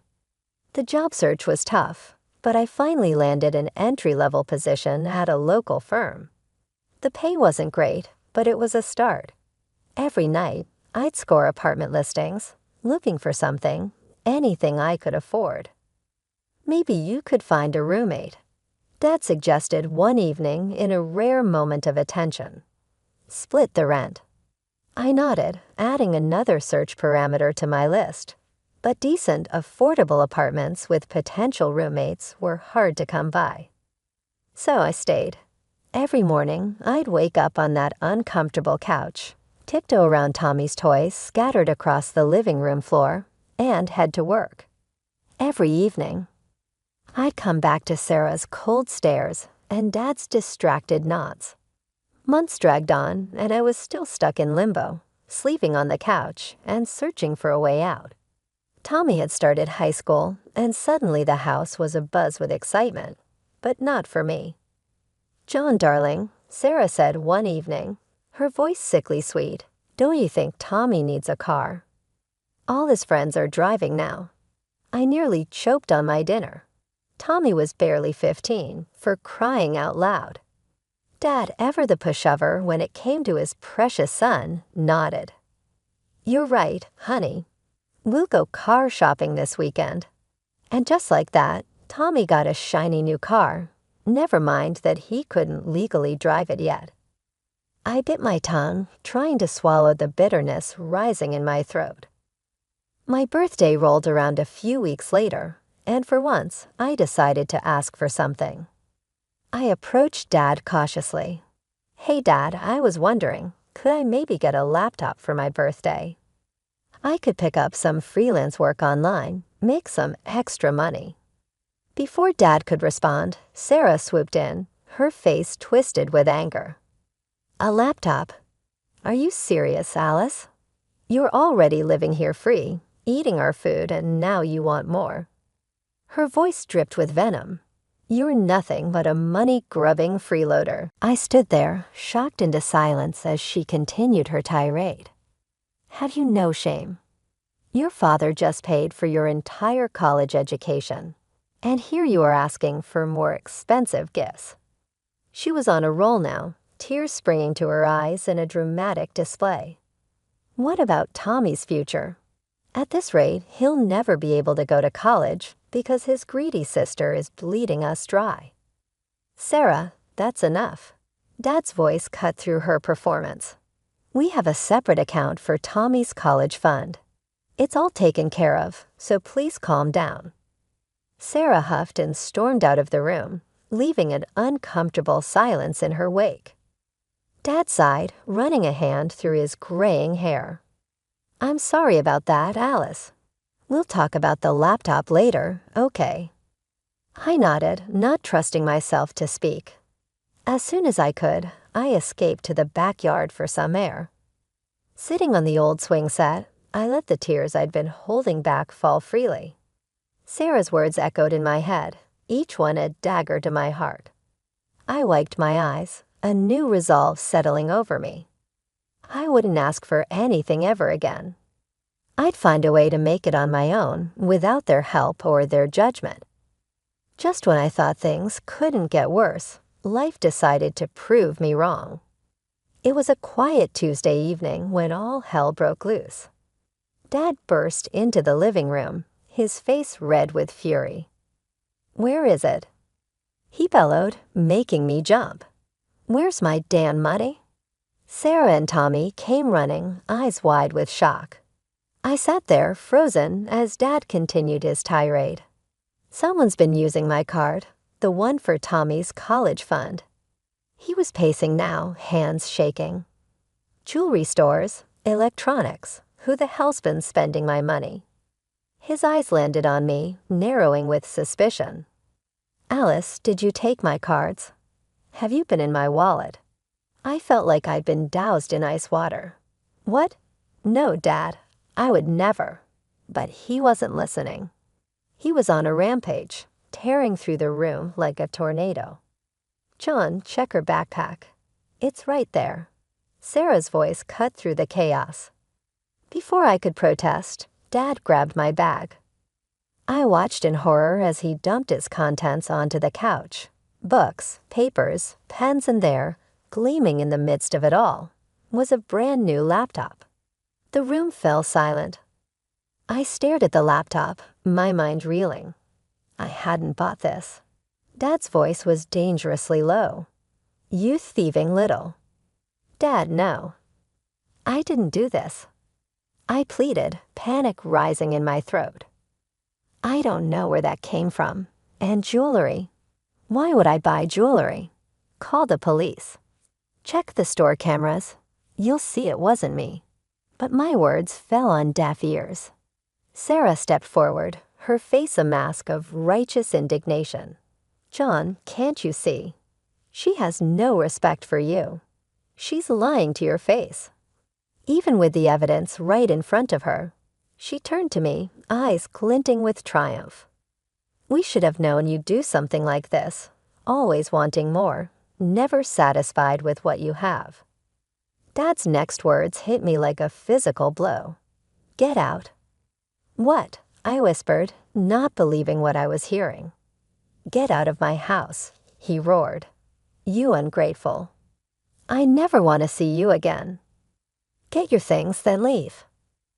Now, numbly, I gathered what I could. Clothes, toiletries, my phone charger. It all went into a duffel bag I found in the closet. The whole time, Dad stood there watching me with a mixture of anger and disgust that broke my heart. As I headed for the door, Sarah's parting shot hit me. We should have done this years ago. Good riddance to bad rubbish. The door slammed behind me. And just like that, I was alone, homeless, accused of a crime I didn't commit. As the reality of my situation sank in, I felt a strange mix of fear and relief. The house behind me had stopped being a home long ago. Maybe this was the push I needed to truly start my own life. That first night after being kicked out was a blur. I found myself in a dingy hostel, clutching my duffel bag like a lifeline. Sleep eluded me as I lay on the lumpy mattress, my mind racing with unanswered questions and fear for the future. The next day at work, I must have looked as lost as I felt. My colleague, Jessica, cornered me in the break room. "All right, spill it. What's going on with you?" she demanded, her concern evident. Before I knew it, I was pouring out the whole sordid story. Jessica listened, her eyes widening with each new detail. "That's insane," she said when I finished. Then, without missing a beat, "Move in with me. I've been looking for a roommate anyway. We can split the rent. It'll be perfect." And just like that, I had a lifeline. I moved in with Jessica that weekend, grateful beyond words for her kindness. 2 years passed in a whirlwind. I threw myself into work, determined to prove to myself and everyone else that I could make it on my own. I didn't speak to Dad at all during this time. The pain of his betrayal was still too raw. Mom tried to reach out a few times, but our conversations were strained. It was clear Dad had told her about the alleged theft. Her disappointment was palpable, even over the phone. Eventually, those calls stopped too. But life has a way of moving forward, whether you're ready or not. I got promoted at work and started earning enough to consider my own place. I picked up new hobbies: yoga, painting, anything to keep my mind occupied. I even started dating again, though nothing serious. Finally, I took the plunge and rented my own apartment. It was small, but it was mine. No judgmental stares, no walking on eggshells, just peace and independence. I was just settling into my new routine when the unexpected happened. There was a knock at my door one Saturday afternoon. I opened it, and there stood Dad. He looked older, more haggard than I remembered. His eyes were red-rimmed, like he'd been crying. "Can I come in?" He choked out. "Your mother gave me the address." "Alice, I need to talk to you." I stood there, arms crossed, waiting. Part of me wanted to scream at him, to throw him out like he'd done to me. But another part, a part one thought I'd buried, wanted desperately to hear what he had to say. Dad took a deep breath. "I found out what really happened 2 years ago," he began, his voice shaking. "It wasn't you. It was Sarah." I felt like the floor had dropped out from under me. "What?" He nodded, tears welling up in his eyes. "She framed you. She's the one who took my credit cards, who bought all that stuff. I found jewelry, clothes, all hidden away in her things. Price tags still on them and everything." I sank onto the couch, my legs suddenly unable to support me.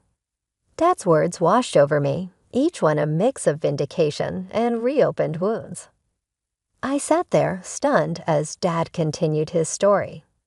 His voice trembled with a mix of anger and regret as he recounted the events that led to this moment after he found the jewelry. I started paying closer attention, he said, running a hand through his graying hair. One night, I caught Sarah red-handed going through my wallet. She was taking my credit cards. "Alice," I felt a lump form in my throat. All this time I'd been right, but the vindication tasted bitter. Dad went on, his words tumbling out faster now. I confronted her, and it all came spilling out. She'd been shopping compulsively for years.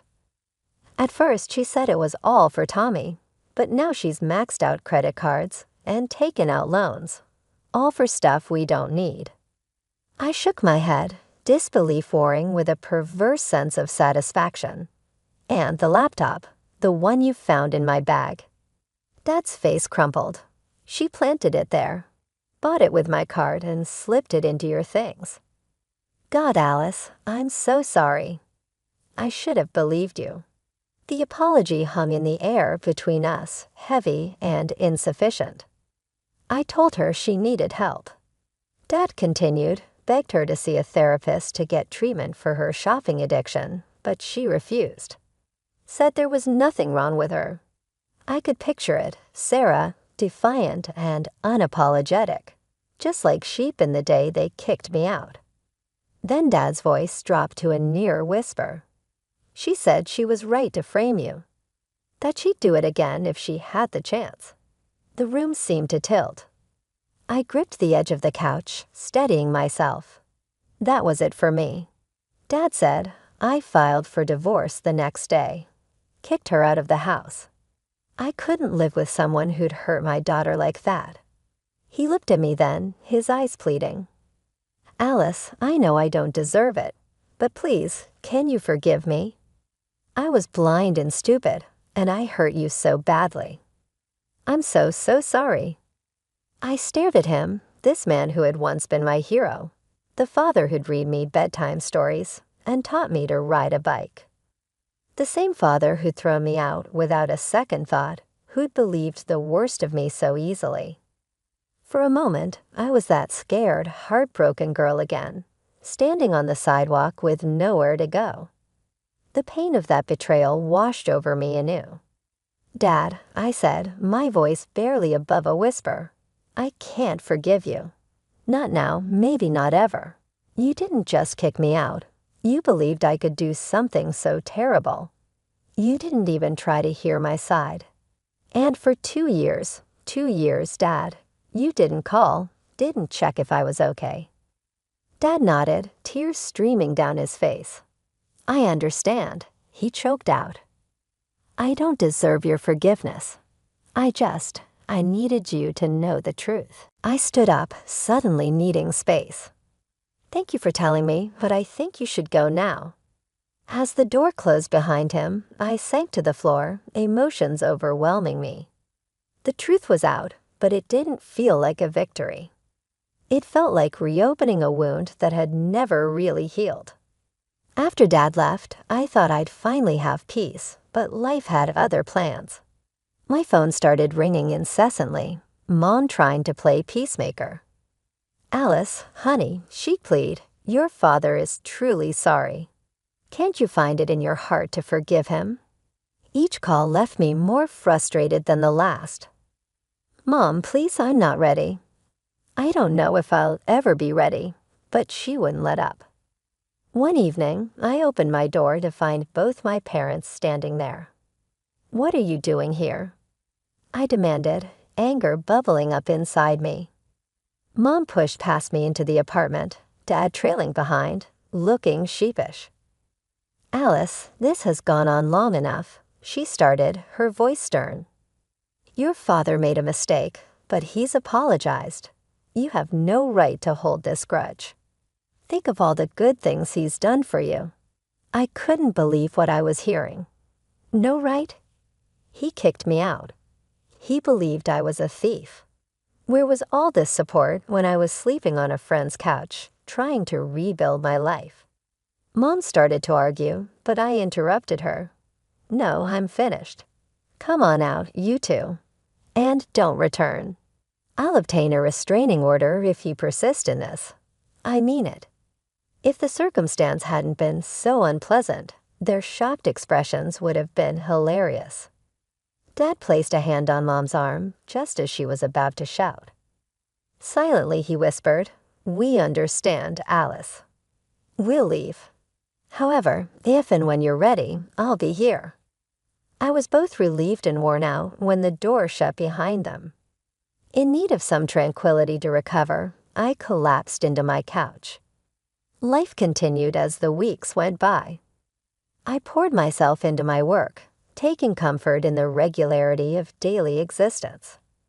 I ran across Sarah, my ex-stepmother, one day when I was getting coffee. She had her phone up to her ear as she left a casino. I heard her remark, I know I owe you, but I'm sure I'll win it back this time. I simply need a bit more time. I ducked out of sight, feeling a wave of satisfaction and sympathy. She was still in denial that her actions had cost her everything. On occasion, I received text messages from my stepbrother Tommy. These were brief, uncomfortable conversations that never went deep. Now that he was in college, he was attempting to follow in my footsteps. It appeared like he was avoiding the family conflict. Months became a year. I got to know Mark. Mark is understanding, humorous, and kind. He inquired about my family as our relationship became more serious. I told him everything. "Wow," he exclaimed, embracing me. "You've experienced a lot. I'm here to support you no matter what you decide with your parents." I never imagined that I would have to make this choice, but now I find myself sitting here, spinning the engagement ring on my finger. I'm still not sure if I want my parents to attend our wedding, which is in a few months. A part of me wants to try to salvage our relationship from the ashes by offering an olive branch. Another part of me is afraid of exposing myself once more and allowing them to return. 2 envelopes, one for Mom and one for Dad, are placed aside on my coffee table while I glance at the save the date cards. I am paralyzed with uncertainty as my pen hovers over them. Finally, I put down the pen. It's all right if I'm not ready to make this decision just yet. I've discovered that forgiveness cannot be coerced and that mending takes time.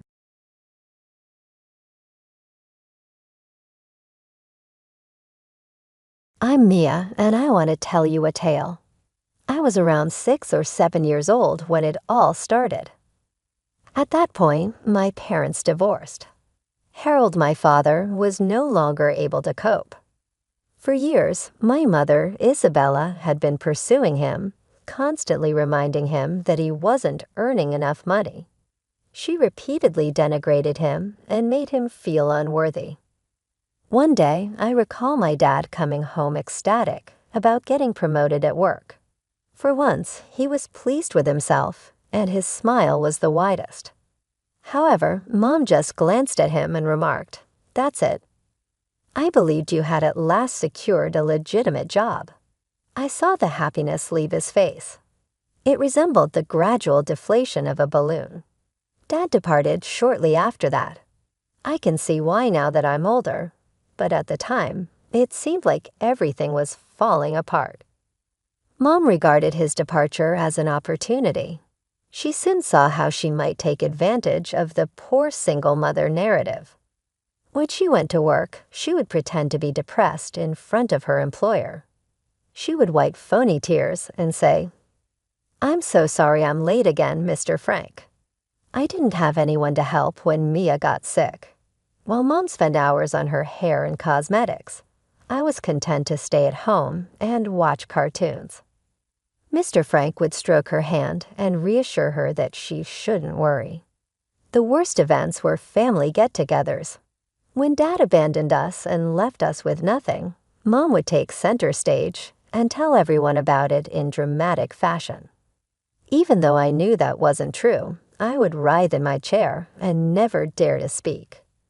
I knew better than to bring Mom into disrepute in public, even at that age. Dad was sending money every month, but no one knew. What he termed it was child support. "Look at this, Mia," Mom would remark, waving those checks in my face whenever they arrived. "According to your father, this meager sum is sufficient to rear a child." Horrible. I simply knew that it infuriated her. I had no idea how much it was supposed to be. And my life became much more difficult when Mom was upset. I started to notice things as I grew older, such as Mom's occasional gaze on me. When she saw anything that she didn't like, her eyes would narrow. I later understood that it was because I resembled Dad too much, and those were not joyful memories for her. Nevertheless, she kept me around. You see, I was beneficial. It was impossible to ignore the picture of the suffering single mother with her courageous little daughter. She received pity, preferential treatment, and even some government assistance as a result. Then things changed once again when I was around 10 years old. Mom met Jack, a successful and wealthy man. All of a sudden, being a struggling single mother was no longer so desirable. She now had a new character to play. that of the loyal spouse of a prosperous businessman. Furthermore, I no longer fit that image. It began modestly. I never had anything clean to wear to school because Mom would forget to wash my clothing. I would arrive in rumpled, discolored clothing, feeling ashamed as the other children pointed and murmured. Then there was the matter of the food. When Mom prepared elaborate meals for her and Jack, the home would smell of delectable food. However, when I arrived at the table, she would exclaim, "Oh, Mia, I apologize. For 3, I didn't create enough. Why don't you prepare a sandwich for yourself?" With my tummy rumbling, I would head to the kitchen and prepare a peanut butter and jelly sandwich. In the dining room, I could hear Mom and Jack giggling, and the sound of wine glasses clinking made my meager dinner seem even more insignificant. When Mother began interfering with my schooling, it was the worst. I would labor on a project for hours on end, only to have it disappear the following morning. I would arrive at school with nothing and find it difficult to explain the situation to the instructor. My professors began to look at me with concern as my grades began to decline. Jack didn't appear to notice any of this. He was constantly preoccupied with his job, and when he was at home, he focused entirely on Mom. She did a fantastic job portraying the devoted wife. She would stroke his shoulders and say, "Jack, darling, you work so hard. You ought to take a vacation." He would smile as he gazed up at her, completely enthralled. He would ask, "Isabella, what would I do without you?" When Mom revealed she was pregnant, things became worse. Mom took full advantage of Jack's excitement. She would lie on the couch and tell me, "The doctor says I need lots of rest. Will you be kind and clean the house?" While Mom napped or talked on the phone with friends, I spent my days cleaning. She would gently get up and cradle her hardly noticeable baby bulge when Jack got home. She would remark, "Oh, honey, I'm so tired." Having a baby requires a lot of work. "Sit down, my love," Jack would remark in a frightened hurry. "Bring your mom some water, Mia." As the months went by, I felt more and more alone. I started pulling away from my friends at school, too ashamed to invite them over to my house. At home, I felt like a stranger. I was more like a servant, expected to do whatever Mom wanted. One night, I was in bed, listening to Mom and Jack excitedly talking about nursery designs, and something inside me snapped. I couldn't handle it anymore. I needed to get out. With shaky hands, I picked up my phone and did something I had never dared to do before. I called my dad and told him everything. The neglect, the mind games, the constant feeling of being unwanted. Dad listened quietly, the only sound being his breathing, letting me know he was still there. When I finally stopped talking, there was a long silence. Then he said, "Pack your bags. I'm coming to get you." His voice was firm and serious. The next morning, I got up early, my heart beating fast with a mix of excitement and fear. I had already packed my bags the night before, too anxious to sleep. As I dragged my suitcase down the stairs, I heard Mom's voice coming from the kitchen. "Going somewhere, Maya?" she asked. I froze, expecting a big fight. But when I turned around, I saw her leaning against the doorway with a strange smile on her face. She actually looked relieved. "I'm going to live with Dad," I said, my voice stronger than I felt. To my surprise, Mom's smile grew even wider. "Well, it's about time," she said, almost cheerful. "Jack and I could use the extra space for the baby." Her words hit me hard, like a slap in the face. Before I could say anything, I heard a car horn outside. Dad was here. Mom walked me to the door, that unsettling smile still on her face. "Have a good life, Mia," she said, almost pushing me out the door. As I walked to Dad's car, I glanced back. Mom was standing in the doorway, actually happy, waving goodbye. It was the happiest I'd seen her in years, and it was because I was leaving. Dad's apartment was small, but it felt more like home than any place I'd lived in a long time. We didn't stay there for long, though. Over the next few months, I watched in amazement as Dad's business took off. It seemed like every week he had good news: a new contract, a big client, or plans to expand. Within a year, we were looking at houses in the best neighborhoods in the city. The house we bought was incredible: 2 stories of modern design with huge windows, and a backyard that looked like something out of a magazine. My room was bigger than our entire old apartment. Dad worked long hours managing his now successful business, and I put my energy into turning our big house into a real home. I learned to cook fancy meals, filling the house with delicious smells. I kept everything clean, managed the staff, and even started a vegetable garden in the big backyard. As the months went by, everything began to change. I watched as Dad's hard work kept paying off. His business kept growing, and our life got even better. I transferred to the best private school in the city, and on my 18th birthday, Dad gave me a huge surprise: a brand new luxury SUV. "Now you can drive yourself to school in style," he said with a smile, tossing me the keys, "and maybe run some errands for your old man." As I got used to my new life, I thought about Mom less and less. She never reached out to me, and I didn't try to contact her or any of my relatives on her side. The hurt was still too fresh, and the memories were too painful. Instead, I focused on my studies. Years passed, and before I knew it, I was graduating from college with honors. As I stood on the stage holding my diploma, I looked out into the crowd for Dad. He was there, smiling with pride, and for a moment, I forgot to breathe. This was what it felt like to be truly loved. After the ceremony, Dad pulled me aside with a grin. "I have something for you," he said, his eyes shining. He handed me a small box. Inside was a key. "It's for your new apartment in the city center. Consider it a graduation gift." Tears filled my eyes as I hugged him tightly. "Thank you, Dad, for everything." A few years went by after I graduated from college. My career was going well. I had a beautiful apartment in the city, and life was good.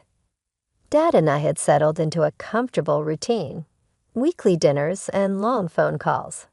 Everything seemed perfect until it wasn't. The news hit like a lightning bolt on a sunny day. Dad was sick. Cancer. Advanced. The doctor's words blurred into a mix of medical terms, but the main point was clear: it was serious. From that moment on, my world became all about saving Dad. I took a break from work and moved back into his house to take care of him.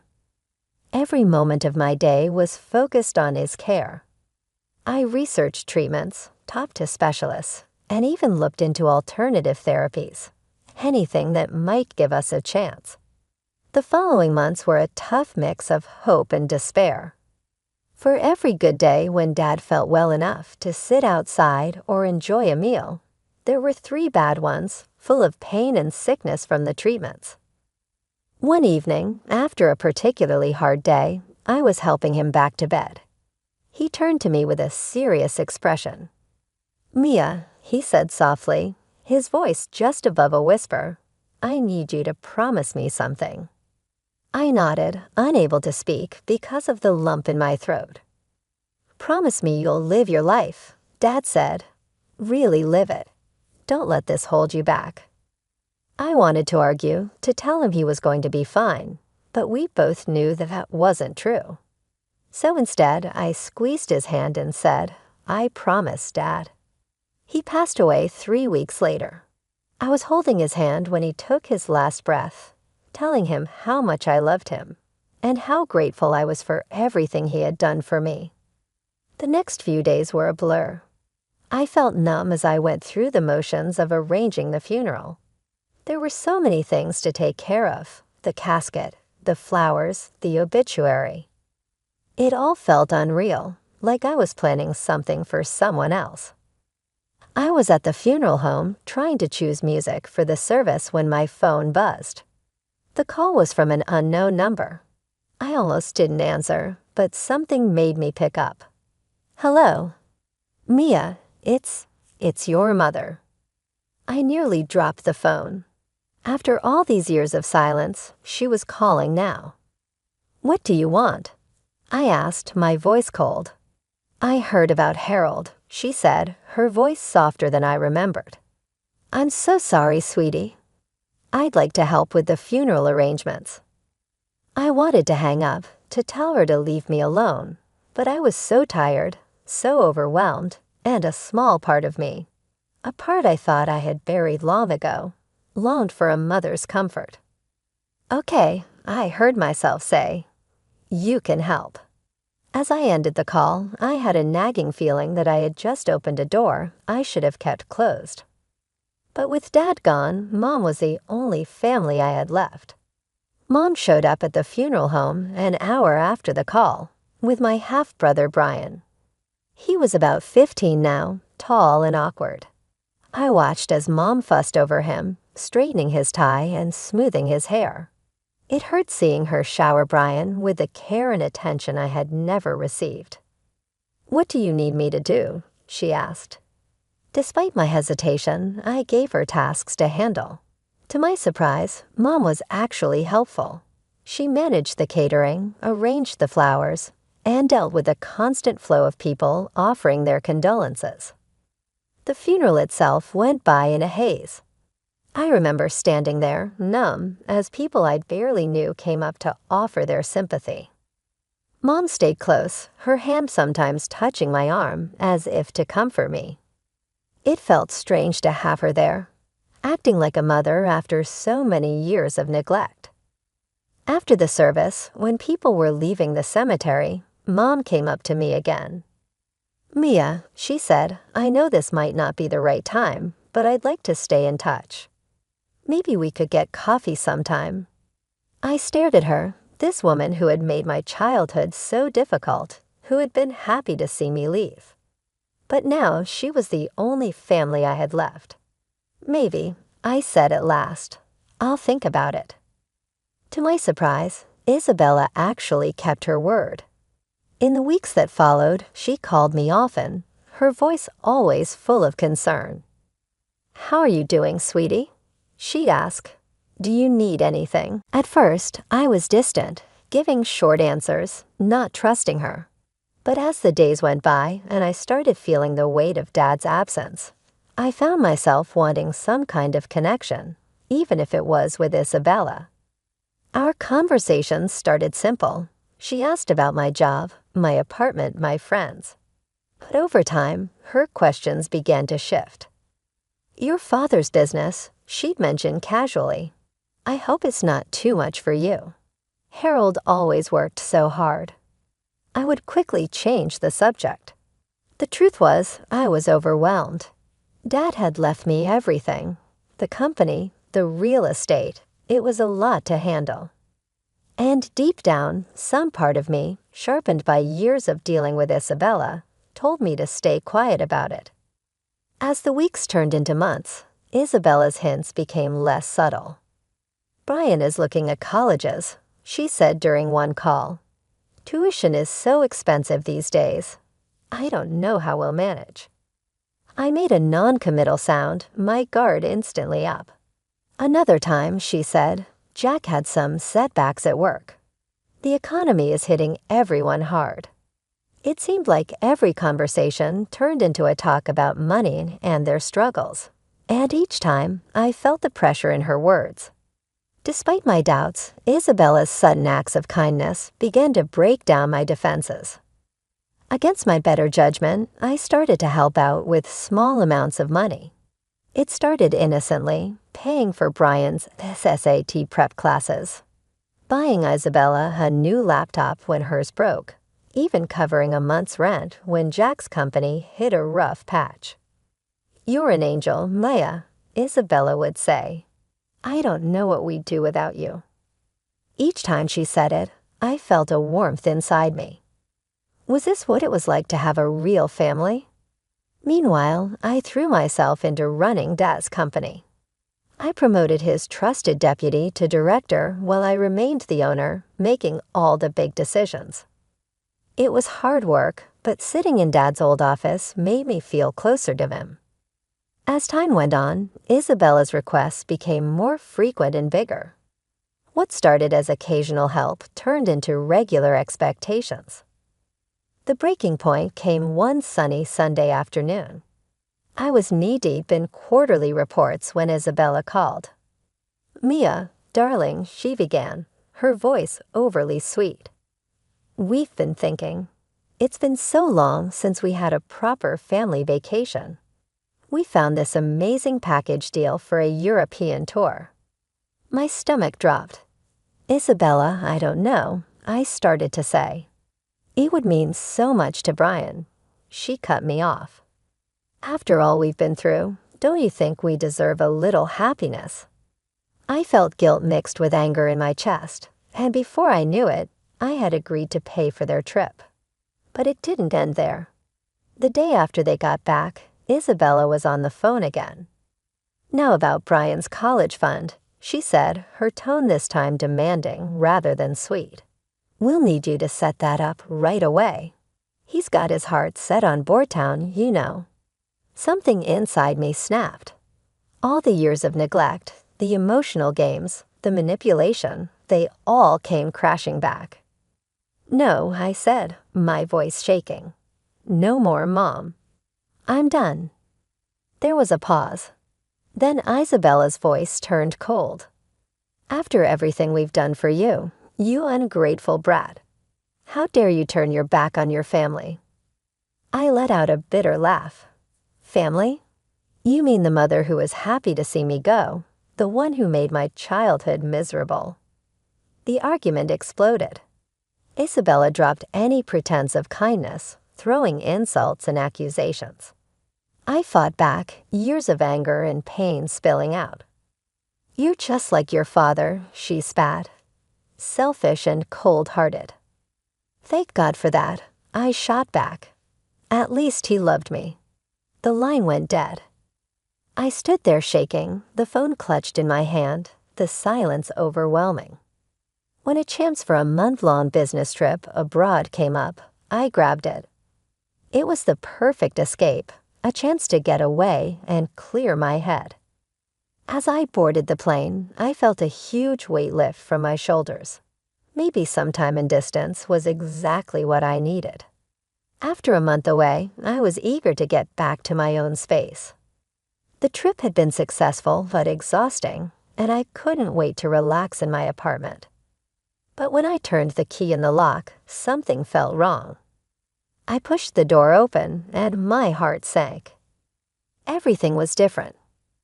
My carefully chosen furniture was gone, replaced by decorations I didn't recognize. A shocked couple stared at me from the couch. "Who are you?" I demanded, panic rising. "What are you doing in my apartment?"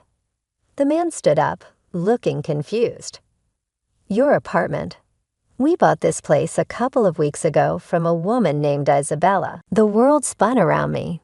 Isabella, my mother. No, it couldn't be. There had to be some mistake. I stood there, my voice shaking. "I never sold this apartment. I've been out of the country." The couple looked at each other, clearly worried. "We have all the paperwork," the woman said, sounding unsure. "Maybe you should talk to your realtor." I stumbled out of the apartment, my mind spinning. My first thought was to call the police and report fraud, but something inside told me to confront Mom first. I needed to hear it from her own mouth. With trembling fingers, I dialed her number. It rang once, twice.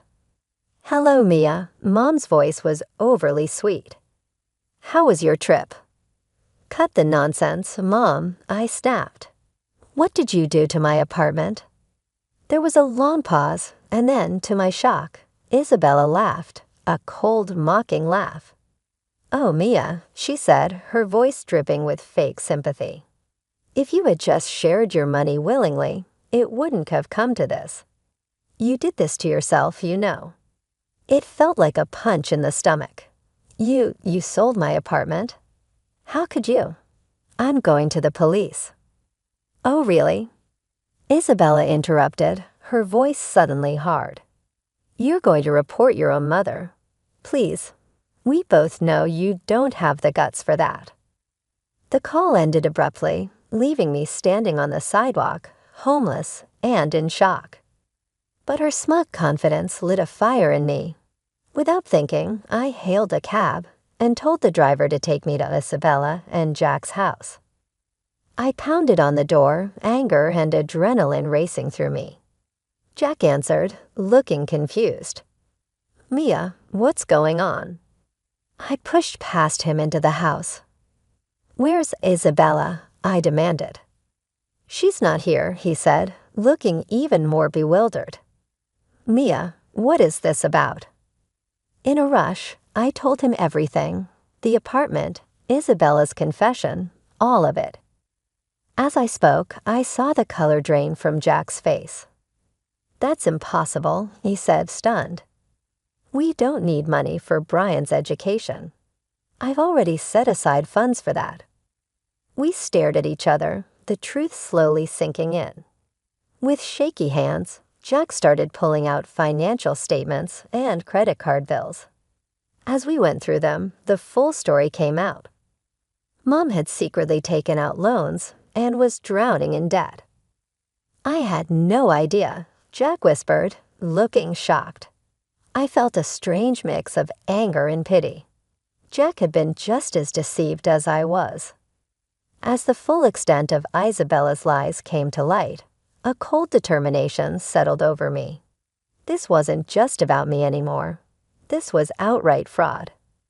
I knew what I had to do, and I didn't hesitate. I hung up with a 111 operator, feeling like a huge weight had been lifted off my shoulders. For too long, I had been Mom's victim, but not anymore. The ensuing inquiry was difficult, but it was necessary. More of Isabella's falsehoods were revealed with each new revelation. She had been leading a second life, not only forging my signature to sell my flat. The credit card bills displayed expensive clothing, upscale spa treatments, and stays at 7-star hotels, all of which were concealed from Jack and funded by a network of deceit and covert loans. Reporters flocked outside the courthouse in search of any tidbit of information as the trial descended into a media frenzy. A part of me was relieved to watch Isabella's flawless image crumble in front of everyone, even if I detested being in the limelight. Justice was done in the end. Mom was convicted of forgery, fraud, and other offenses. Mrs. Isabella Sermon, your actions show a complete disregard for the law and a betrayal of your family's trust, the judge said, and I can still clearly remember it. I give you a 4-year prison term and mandate that you reimburse Mia Sermon for the whole cost of the apartment. Jack was stunned the entire time. He phoned me the day following the sentencing. Mia, he began in a trembling voice, I'm requesting full custody of Brian as part of my divorce proceedings. I can't allow her to be around him after what she did. I then began the process of restoring my life. I got my money back from the apartment and used it to start again by purchasing a modest home on the outskirts of the city. I worked hard to manage Dad's business and try my best to carry on his legacy. Although the job was difficult, it felt fantastic, and I felt like I was truly on my own for the first time. I keep in contact with Brian. Now that he's in college, Jack is fully behind him as he studies engineering. I'm glad we have some kind of relationship, even though it's a bittersweet one. Since the trial, Isabella has not gotten back to me. I have no idea if she has made an effort to get in touch, and to be honest, I don't want to know. I've moved on from that phase of my life.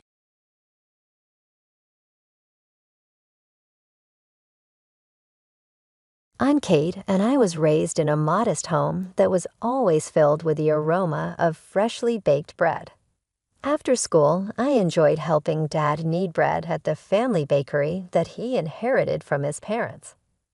Mom was different. She made more money than Dad ever did as a realtor, always wearing dapper suits and high heels. When I was 12 years old, gangly and ungainly, and more interested in reading than anything else, Mom phoned one evening and said, "Kate, come set the table." On the way, as I spread out the dishes, I dog-eared my page and screamed back. They started up again, I heard. Another slow month, Mom said in a tone full of contempt, "When are you going to straighten up?" Dad's response was kind. "Please, Sarah, don't stand in front of Kate." Oh, who gives a damn? Mom lost her temper. She ought to be aware of her father's lack of success. I held on to the table's edge and forced myself to hold back my tears. In our home, it was typical to see Mom making fun of Dad while Dad tried to maintain harmony. I was aware that Mom felt stuck in a life she never desired and was upset about more than simply money.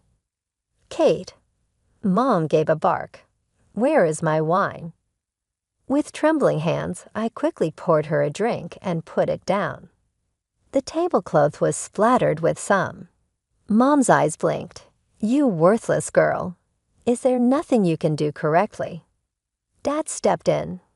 "Sarah, it's only a little wine." Nothing was harmed. Mom gave him a fierce look. "You treat her too leniently. It's no surprise that she's becoming as pitiful as you." I buried my face in my pillow and ran to my bed. I had a deep affection for Dad, but I didn't understand why he tolerated Mom's behavior. For my part, I had mastered the art of being as discreet and silent as possible.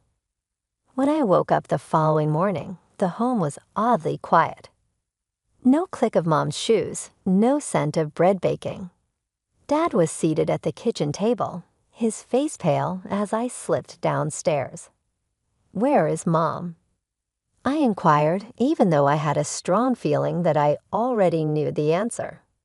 Dad handed me a note in Mom's beautiful handwriting without saying a word. "John, I can't do this anymore," it said. "I'm taking Richard with me. Instead of this all-town bullshit, he can offer me the life I deserve. Kate, you're simply dead weight that I don't need, so don't even attempt to locate me. You're a loser, John, and you've also made our daughter into one. Goodbye and goodbye." I felt as though I had been hit in the gut as I gazed at the page. Mom had left us, calling Dad a loser and me worthless in her farewell statement. The ensuing months were a haze of court cases and psychological distress. Dad petitioned to have Mom's parental rights revoked and filed for divorce. As we waited for Mom to arrive, I recall sitting in the chilly courthouse with my sweating hand gripping Dad's. She didn't. As the grown-up spoke, I fell asleep, only to pick up on phrases like abandonment and unfit parent. Dad squeezed my hand when it was done. "It's finished, Katie," he acknowledged quietly. "Your mother's parental rights have been terminated, and the divorce is official. Now it's just the two of us." With a mixture of relief and regret, I nodded. After that, life became more difficult. Dad put in a lot of effort and worked long hours in the bakery. I did the most of the chores even though I was only 12. After doing my homework when I got home from school, I would begin making supper and doing the wash. This pattern lasted for 3 years before things altered once more shortly after my 15th birthday. One day, Dad arrived home with a look of astonishment and sadness on his face. As he collapsed onto a kitchen chair, he muttered, "Uncle Pete died." I gave him a strong embrace and whispered, "Oh, Dad, I'm so sorry." He gave me a hug in return. Then with wide eyes, he withdrew. "You won't believe this, Katie.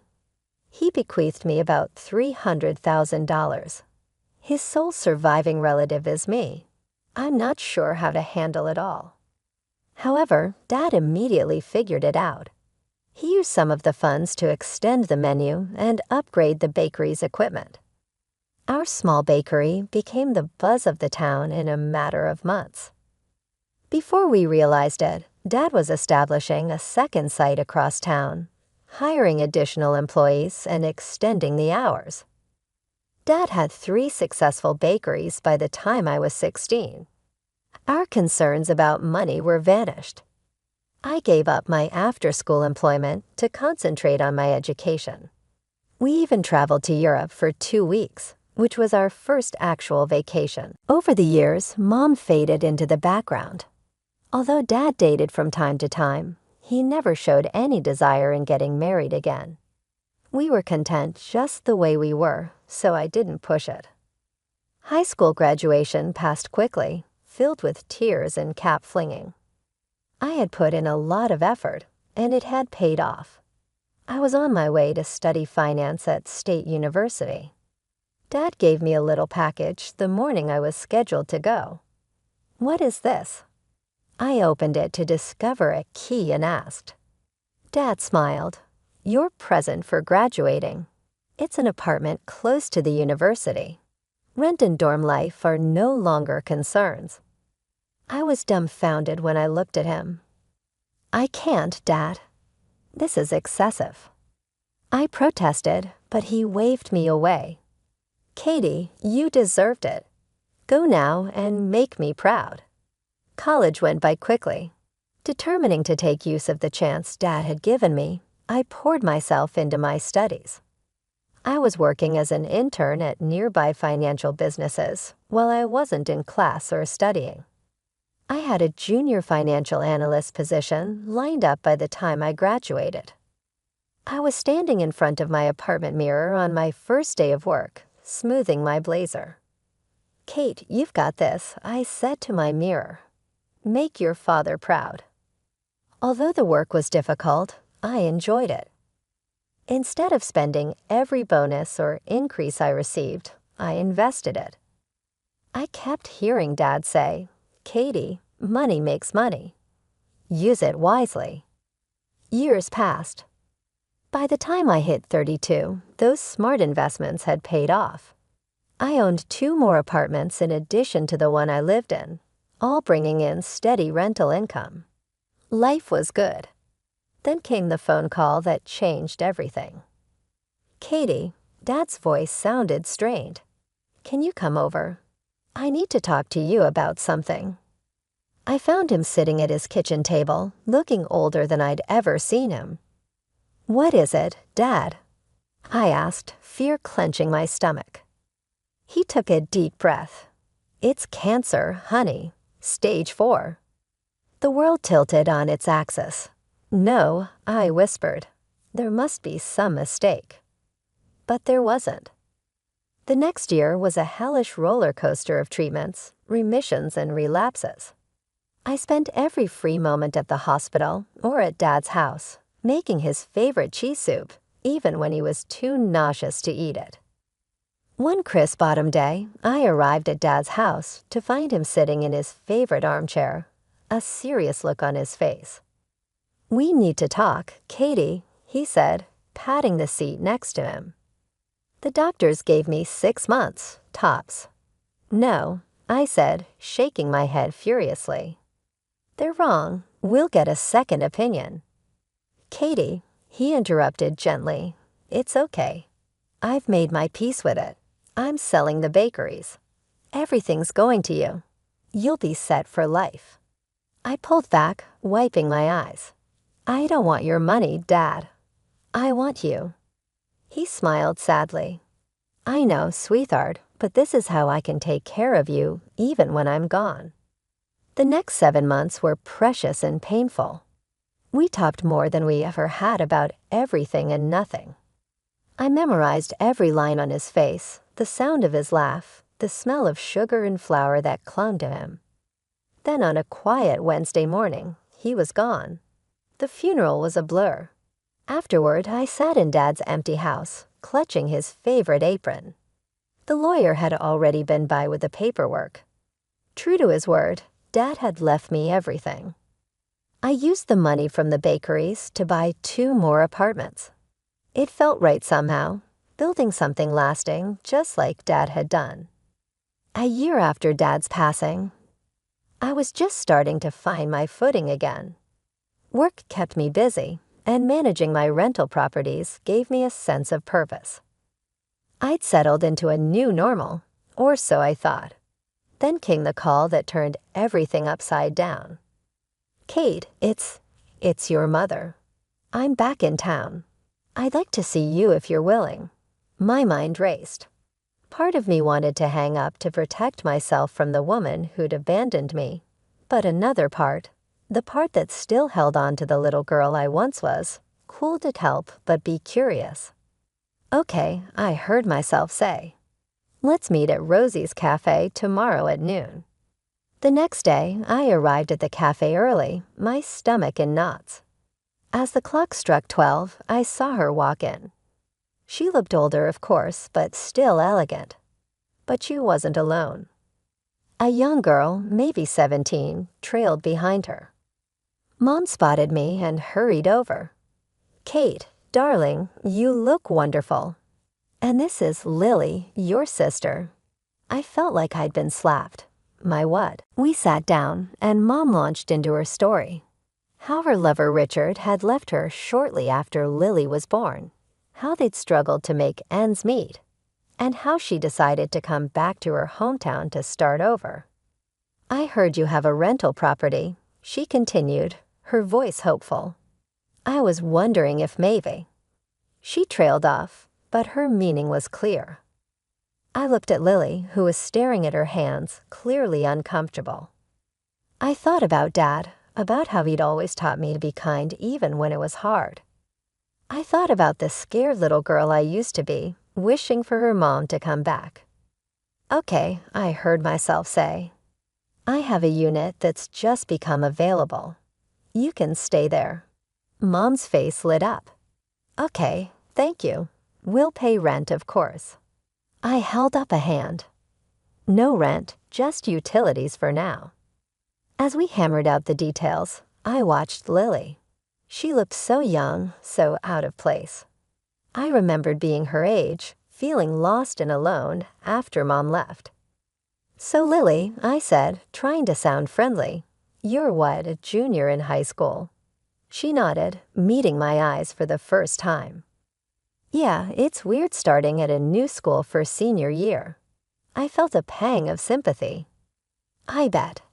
Listen, if you need help with anything, school stuff or just someone to talk to, I'm here." "Okay," Lily gave me a small smile. "Thanks, that means a lot." As we left the cafe, Mom hugged me again. "You're an angel, Kate. I know I have a lot to make up for, but I hope we can start fresh." I nodded, not trusting myself to speak. That night, as I drifted off to sleep, I couldn't shake the feeling that my life was about to get a lot more complicated. But for better or worse, my mother was back in my life, and I had a sister. Only time would tell what that would mean for all of us. The months following Mom and Lily's return were strange. Mom quickly found work as a realtor, slipping back into her old life as if she'd never left. Lily enrolled in the local high school for her senior year. I kept my distance, unsure how to navigate this new family dynamic. Occasionally, Mom would call or stop by. "Kate, darling, thank you again for the apartment." She'd gush, her smile wide and seemingly sincere. "You've been such a blessing." I'd nod, uncomfortable with her effusive gratitude. "It's fine, Mom. I'm glad I could help." Lily and I developed a cautious friendship. I'd help her with math homework or listen to her college plans. It was nice, in a way, having a sister, but there was always a barrier, the weight of the years we'd missed. Then came Lily's graduation. I attended the ceremony, watching from the back as she accepted her diploma. Mom beamed with pride, and for a moment, I allowed myself to imagine what life might have been like if she'd never left. The very next day, Mom showed up at my door unannounced. Her face was flushed, eyes blazing. "We need to talk," she snapped, pushing past me into the living room. I followed, confused. "What's going on?" I asked. She whirled on me. "Don't play dumb. I know about the apartments, Kate, all 4 of them." My stomach dropped. How had she found out? "What about them?" I asked, keeping my voice level. "You've been holding out on us," she shrieked, living the high life while Lily and I scraped by. I felt my temper rising. "Excuse me? You're living rent-free in one of those apartments." "That's not enough," she spat. "Half of those properties should be mine. I'm your mother." I couldn't help it. I laughed. It was so absurd. "You can't be serious. You lost any claim to my property when you abandoned us, remember? No parental rights, no child support." She changed tack, then her voice suddenly pleading. "Kate, sweet, think about Lily. She needs money for college. If you just sold one apartment." "Absolutely not." I cut her off. "Lily's education is not my responsibility." "How can you be so selfish?" Mom wailed. "After everything I've done for you." That was the last straw. "Everything you've done for me."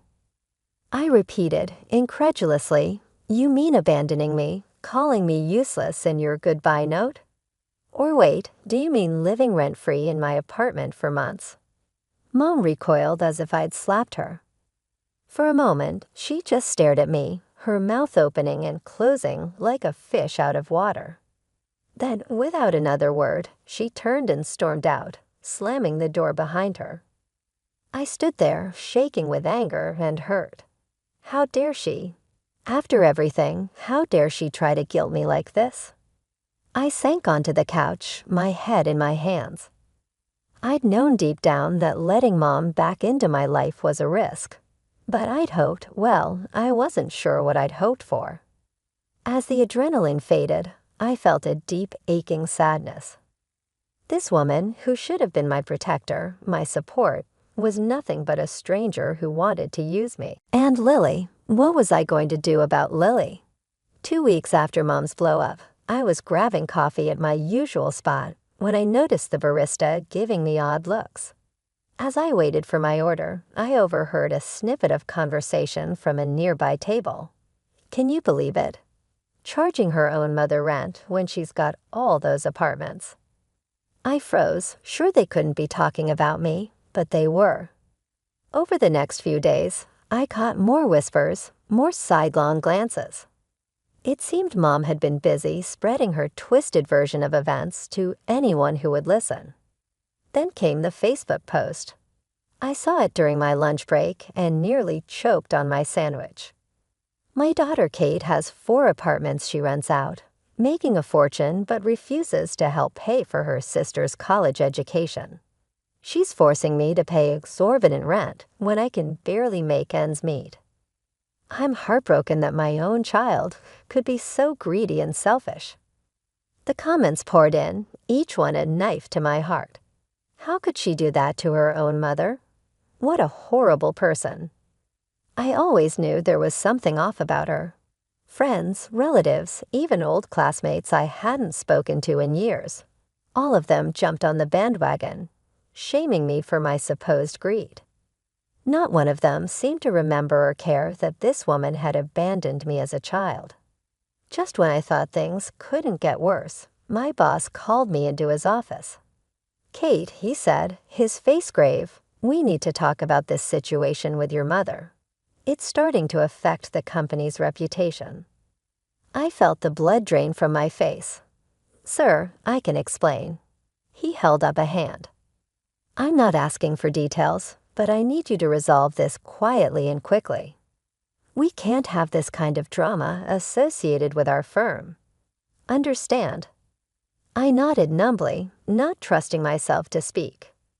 Back at my desk, I found an email notification about unpaid utilities for Mom's apartment. Great, just great. With shaking hands, I dialed Mom's number. "What do you want?" she snapped by way of greeting. I took a deep breath, trying to keep my voice steady. "Mom, there are unpaid utility bills for your apartment. We agreed you'd cover those, remember?" She scoffed. "Oh, please, you're rolling in money from all those apartments. You can afford to pay a few bills." "That's not the point," I said, my patience wearing thin.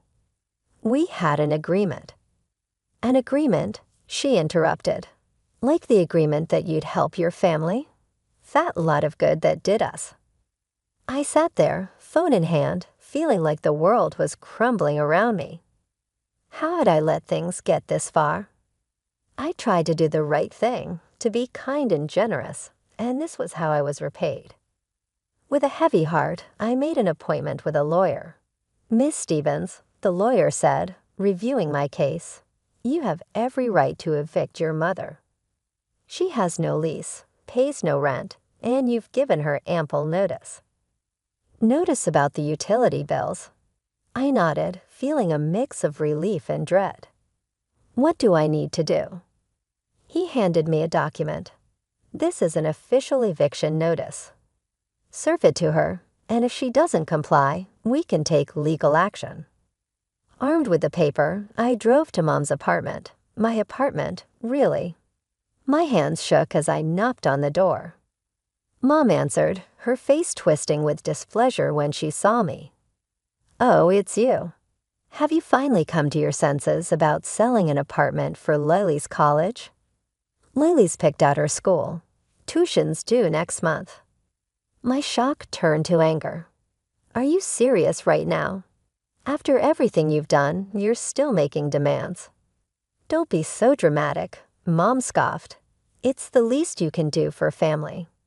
That was it, the last straw. I thrust the eviction notice at her. "Here you have 30 days to vacate the premises." Mom stared at the paper, her face going pale. Then without warning, she exploded. "You ungrateful little brute," she screamed, her voice echoing through the apartment. "After everything I've done for you." I stood my ground. "Everything you've done? You mean abandoning me, spreading lies about me?" She lunged forward, her hand raised. I flinched, but the blow never came. Instead, she grabbed the front of my shirt, spitting insults in my face. "You're nothing, you hear me? Nothing but a selfish heartless." I managed to break free, fumbling for my phone. "That's it.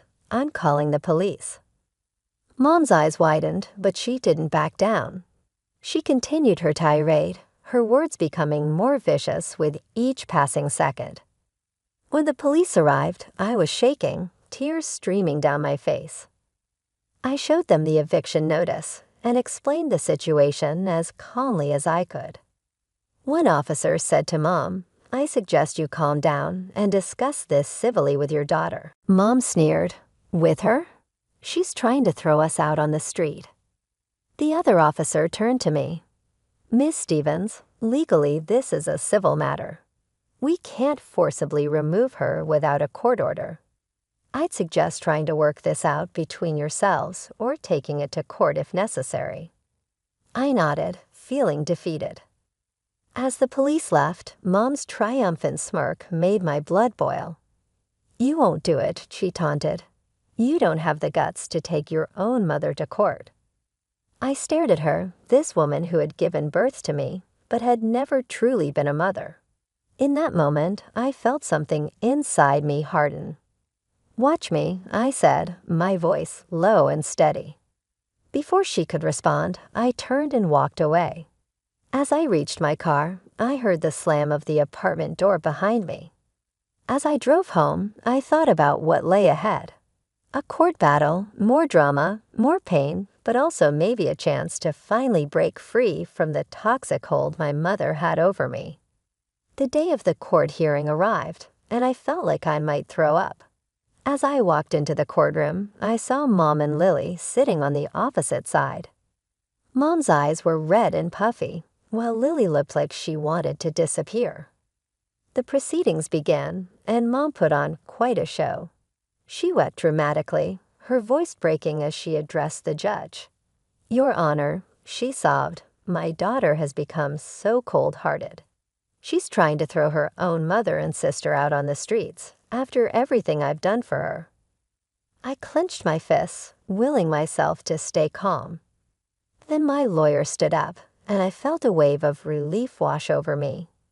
"Your Honor," he began, his voice steady and confident, "I'd like to present some evidence that paints a very different picture of the situation." He proceeded to lay out the facts.